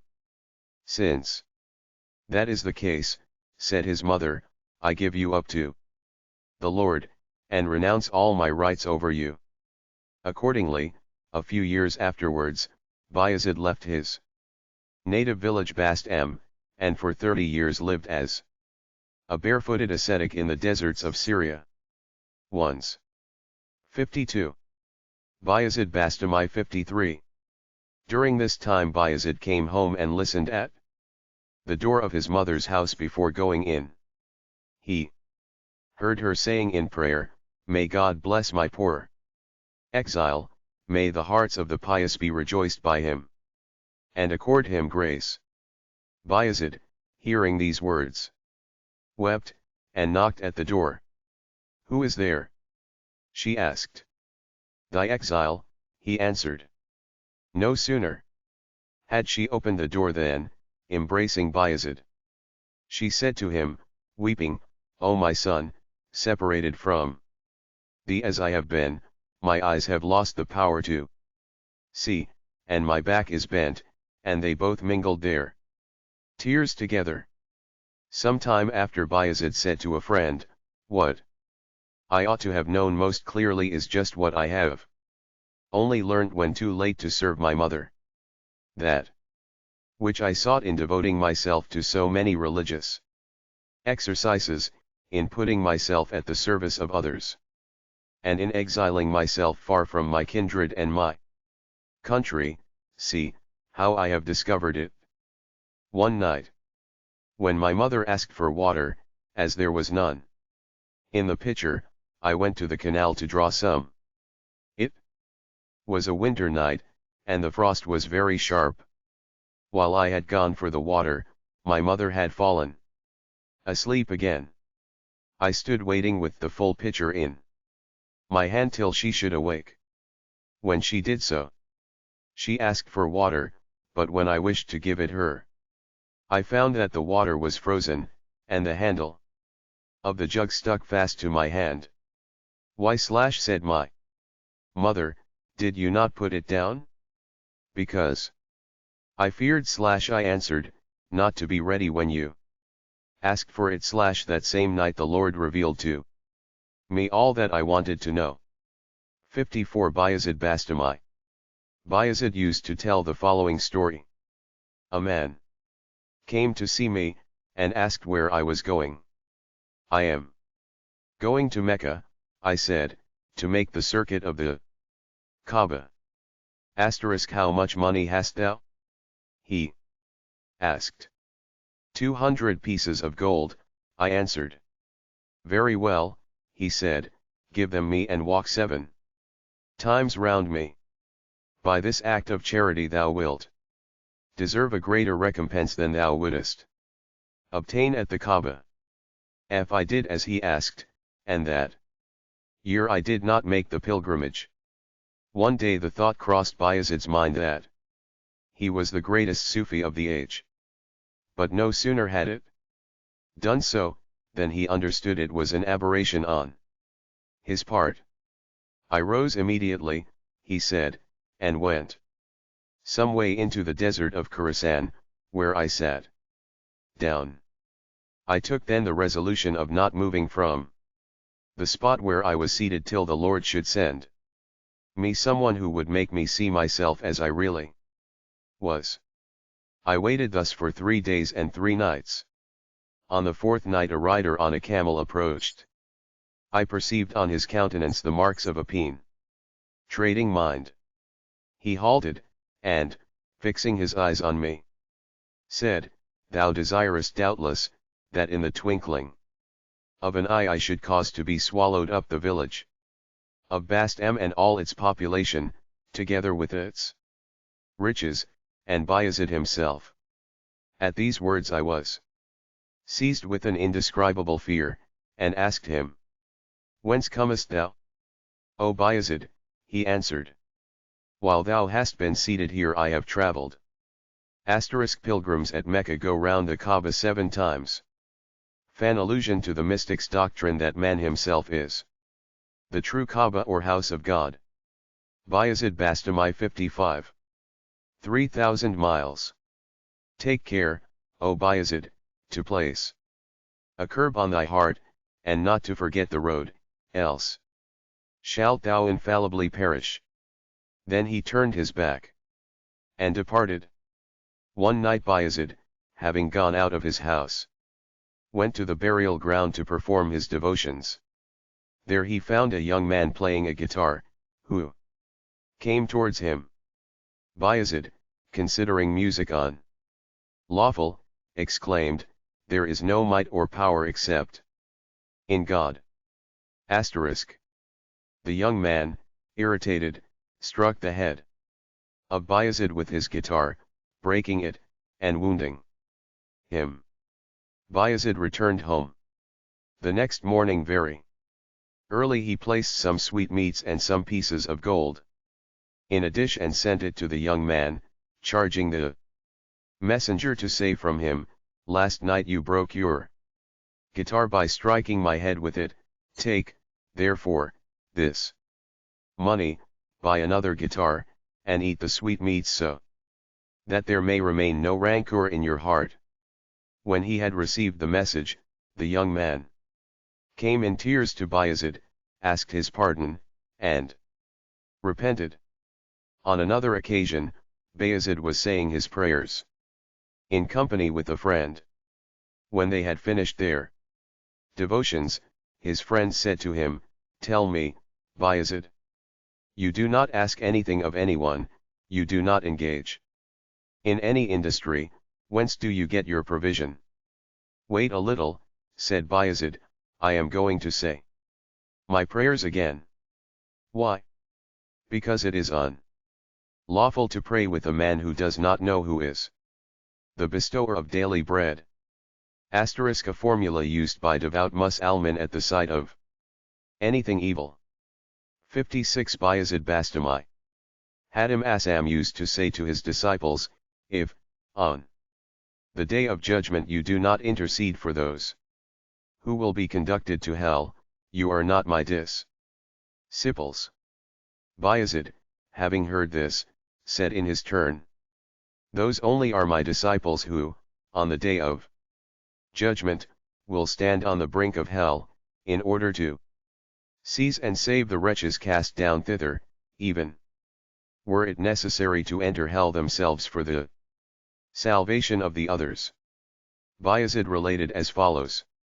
"One day I heard a voice, which said, 'O Bayezid, our treasure house is brimmed full with acts of adoration and devotion offered by men, bring us something which is not in our treasury.'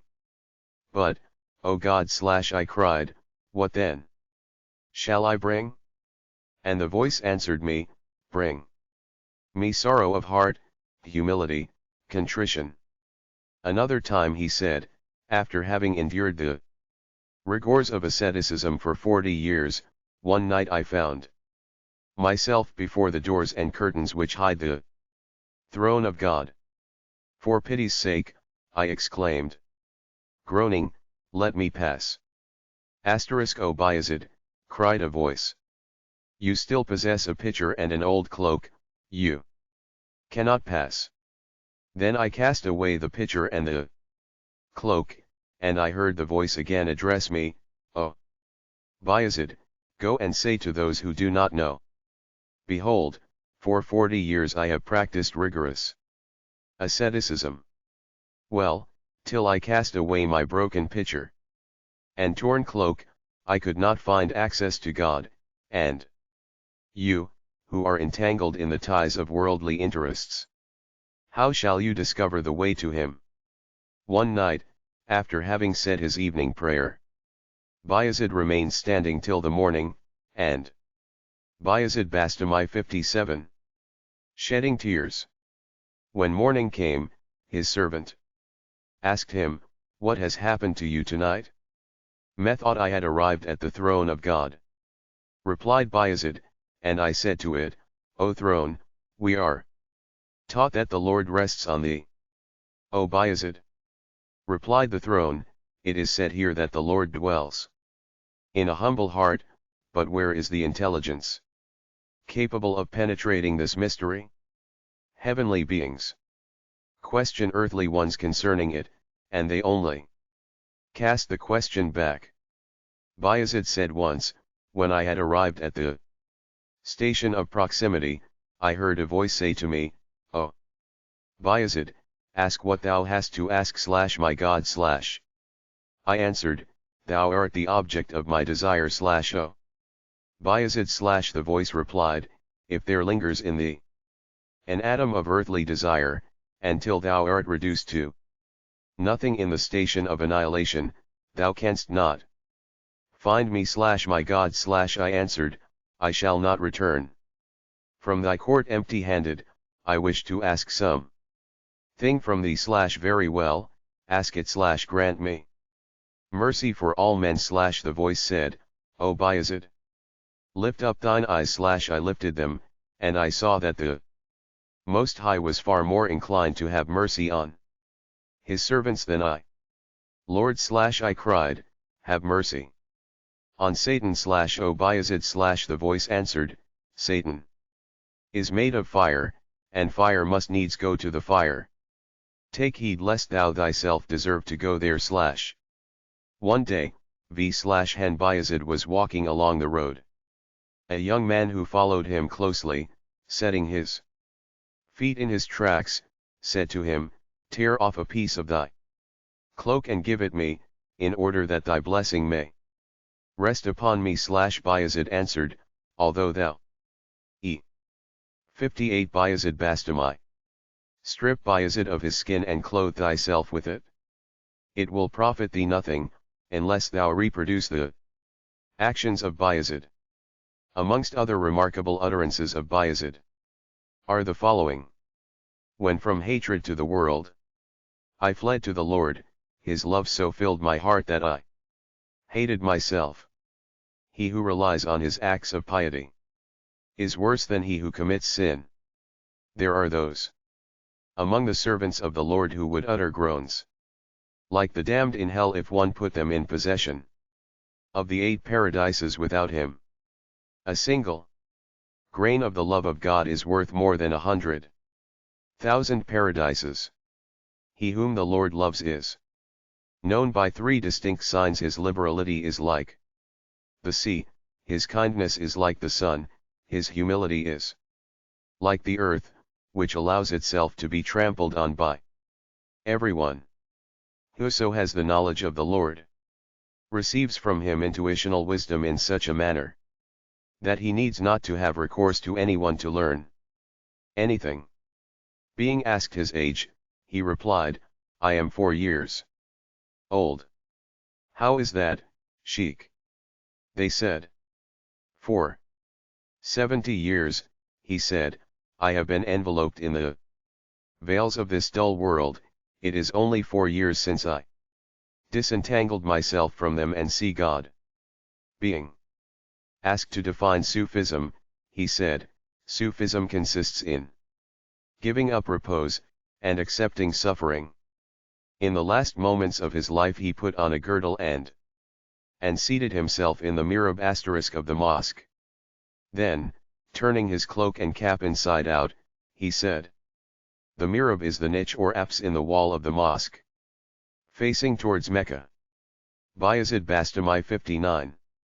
My God, I ask for no reward for the austerities I have practiced all my life.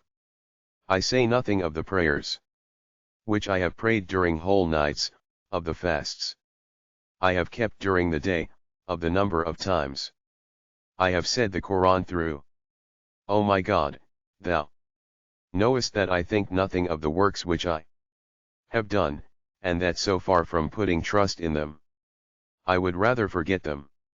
Besides, is it not thou who hast covered my nakedness with the raiment of these good works? As for me, I consider myself as a fire worshipper who has grown to old age in a state of infidelity. But now I say Allah, Allah, and I cut the girdle of the idolater. I enter Islam as a new proselyte, and I repeat the profession of the Muslim faith. I reckon all that I have done nothing. Deign, for thy mercy's sake, to blot out all my evil deeds and transgressions.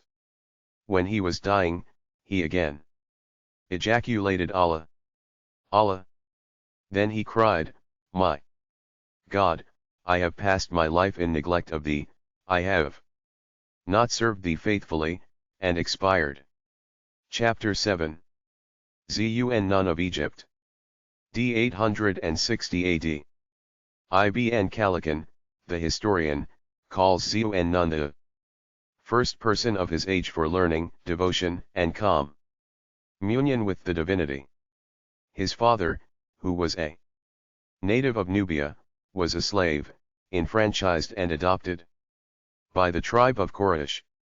Zun Nun, being asked why he had renounced the world, said, I went forth from Misr, Egypt, journeying to a certain village, and I fell asleep in one of the deserts on the way. And my eye was opened, and lo, a little bird, still blind, fell from its nest to the ground. Then the ground split open, and two trays came forth, one of gold, the other of silver, in one was sesame, and in the other water. And the bird ate of that, and drank of this. That, said I, is a sufficient warning for me. I renounce the world / and then I did not quit the door of divine mercy till I was let in. Having been denounced by his enemies to the Caliph Mutawakkil of Baghdad, he was summoned from Egypt to appear before him. On entering into his presence, he addressed a pious exhortation to the Caliph, who shed tears, and dismissed him honorably. After this, whenever men of piety were spoken of before the 60 Zun, Nun of Egypt 61 Caliph, he would weep and say, speaking of pious men, let me have Zun Nun. At Cairo, however, Zun Nun did not come off so easily. He openly rebuked the vices of the inhabitants, and especially of the local governors, who caused him to be beaten and imprisoned. All this is as nothing, so I be not separated from thee, O my God, was his exclamation while dragged through the crowded street, with blows and insults by the soldiers of the garrison. Zun Nun related the following story of himself. One day I saw a beautiful palace on the bank of a river where I was performing my devotions. On the roof of this palace I perceived a lovely maiden. Curious of learning who she was, I approached and asked her the name of her master. She answered, O Zun Nun, when you were still a great way off, I took you for a madman, when you came nearer, for a religious man. When you came still nearer, for one of the initiated. I now perceive that you are neither mad, nor religious, nor initiated. If you had been mad, you would not have engaged in religious exercises. If you had been religious, you would not have looked at a person whom you ought not to approach. If you had been initiated, nothing would have drawn your attention away from God. So saying, she disappeared. I then recognized that she was no mortal, but an angel. Zun Nun relates that he heard his spiritual teacher Shakran recount the following story. When I was young, I lived on the eastern bank of the Nile, near Cairo, and gained my livelihood by ferrying passengers across to the western side. One day, as I was sitting Vidi Palgrave, Asceticism among Muhammadan nations. 62 Zun, Nun of Egypt. In my boat near the river edge, an aged man presented himself before me. He wore a tattered robe, a staff was in his hand, and a water skin suspended from his neck. Will you ferry me over for the love of God? Said he. I answered, yes / and will you fulfill my kumshazuran? For the love of God? Yes. Accordingly, I rowed him across to the western side. On alighting from the boat, he pointed to a solitary tree some distance off, and said to me, now go your way, and do not trouble yourself further about me till tomorrow, nor indeed will it be in your power, even should you desire it. For as soon as I have left you, you will at once forget me. But tomorrow, at this same hour of noon, you will suddenly call me to mind. Then go to that tree which you see before you, I shall be lying dead in its shade. Say the customary prayers over my corpse, and bury me, then take my robe, my staff, and the water skin, and return with them to the other side of the river. There deliver them to him who shall first ask them of you. This is my commission. Having said this, he immediately departed. I looked after him, but soon lost sight of him, and then, as he had himself already forewarned me, I utterly forgot him. But next day, at the approach of noon, I suddenly remembered the event, and hastily crossing the river alone, I came to the western bank, and then made straight for the tree. In its shade I found him, stretched out at full length, with a calm and smiling face, but dead. I recited over him the customary prayers, and buried him in the sand at the foot of the tree. Then I took the garment, the staff, and the water skin, and returned to my boat. Arrived at the eastern Zun, none of Egypt 63 side, I found standing on the shore to meet me a young man whom I knew as a most dissolute fellow of the town, a hired musician by profession. He was gaudily dressed, his countenance bore the traces of recent debauch, and his fingers were stained with henna. "Give me the bequest," said he. Amazed at such a demand from such a character, "What bequest?" I answered. "The staff, the water skin and the garment," was his reply. Thereupon I drew them, though unwillingly, from the bottom of the boat, where I had concealed them, and gave them to him. He at once stripped off his gay clothes, put on the tattered robe, hung the water skin round his neck, took the staff in his hand, and turned to depart.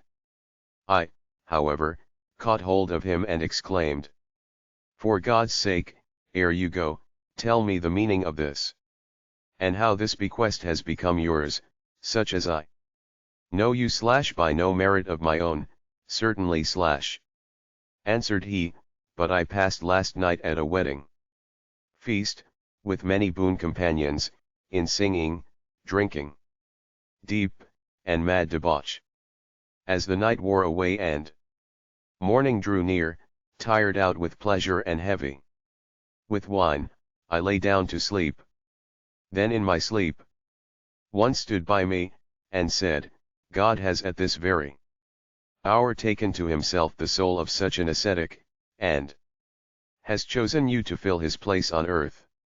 Rise and go to the river bank, there you will meet a ferryman. In his boat, demand from him the bequest. He will give you a garment, a staff, and a water skin. Take them, and live as their first owner lived. Such was his story. He then bade me farewell, and went his way. But I wept bitterly over my own 64 Zun, none of Egypt loss, in that I had not been chosen in his place as successor to the dead saint, and thought that such a favor would have been more worthily bestowed on me than on him. But that same night, as I slept, I heard a voice saying unto me, Shakran, is it grief to thee that I have called an erring servant of mine to repentance? The favor is my free gift, and I bestow such on whom I will, nor yet do I forget those who seek me. I awoke from sleep, and repented of my impatient ambition. Zun Nun had a disciple who had made the pilgrimage to the Kaaba 40 times, and during 40 years had passed all his nights in devotional exercises. One day he came to Zun Nun and said, during the 40 years that I have practiced austerity, nothing of the unseen world has been revealed to me. The friend, i.e., God, has not spoken to me, nor cast upon me a Single look. I fear lest I die and leave this world in despair. Thou, who are the physician of sick souls, devise some means for my cure. Go, Zun Nun replied, this evening, omit your prayers, eat as much as you like, and go to sleep. Doubtless, if the friend does not look upon you with an eye of mercy, he will at any rate look upon you with an eye of anger. The dervish went away, but said his prayers as usual, saying to himself that it would be wrong to omit them. Then he ate to satiety, and went to sleep. In his dreams, he saw the Prophet, who said to him, O dervish, the friend sends thee his salutation, and says, surely that man is pusillanimous who, as soon as he has arrived at my court, hastens to return. Set thy feet on this path like a brave man, and then we will give thee Zun, Nun of Egypt 65. The reward for all the austerities which thou hast practiced for 40 years, and make thee reach the goal of thy desires. Perhaps someone may ask why Zun Nun told his disciple to omit his prayers. We should consider that sheikhs are physicians knowing the remedy for every kind of disease. Now there are many diseases whose treatment involves the use of poisons. Besides, Zun Nun knew well that his disciple would certainly not neglect his prayers. There are in the spiritual path tariqat many things not justifiable according to the written law, Shariat. It is thus that the Lord ordered Abraham to slay his son, an act unlawful according to the written law. But whoever, without having attained to so high a degree in the spiritual life as Zun Nun, should act as he did in this matter would be a being without faith or law, for each one in his actions must conform to the decisions of the written law. Zun Nun related once the following. When I was making the circuit of the Kaaba, I saw a man with a pale face and emaciated frame. I said to him, dost thou really love him? Yes, he answered. Does the friend come near thee? Yes, assuredly. Is he kind to thee? Yes, certainly. What? I exclaimed, the friend approaches thee, he is kind to thee, and look at the wretched state of thy body. He replied, simpleton, knowest thou not that they whom the friend approaches most nearly, are the most severely tried? One day, said Zun Nun, when I was traveling, I arrived at a plain covered with snow. I saw a fire worshipper who was strewing seeds of millet there. 66 Zun, Nun of Egypt. O infidel, I said, why are you strewing this millet? Today he said, as it has been snowing, I reflected that the birds would find nothing to eat, and I strewed this millet that they may find some food, and I hope that the Most High will perchance have mercy upon me. The grain which an infidel sows, I replied, does not germinate, and thou art a fire worshipper. Well, he answered, even if God does not accept my offering, may I not hope that he sees what I am doing? Certainly he sees it, I said. If he sees it, he remarked, that is enough for me. Long afterwards I met this infidel at Mecca, making the circuit of the Kaaba. He recognized me and exclaimed, O Zun Nun, the Most High, witnessing my act, has accepted it. The grain I sowed has indeed sprung up, for God has given me faith, and brought me to his house. Seeing him, added Zun Nun, I rejoiced, and cried, my God, dost thou give paradise to an infidel for a handful of millet seed? Then I heard a voice reply, O Zun Nun, the mercy of the Lord is without limit. Zun Nun daily asked three things of God in prayer. The first was never to have any certainty of his means of subsistence for the morrow. The second was never to be in honor among men. And the third was to see God's face in mercy at his death hour. Near the end of his life, one of his more intimate disciples ventured to question him on this triple prayer, and what had been its result. As for the first and second petitions, answered Zun Nun, God has liberally granted them, and I trust in his goodness that he will not refuse me the third. Zun Nun of Egypt 67. During his last moments he was asked what he wished. I wish he replied, that if I have only one more breath left, it may be spent in blessing the Most High. As he said this, he breathed his last. He died 860 AD, and his tomb is still an object of popular veneration at Cairo.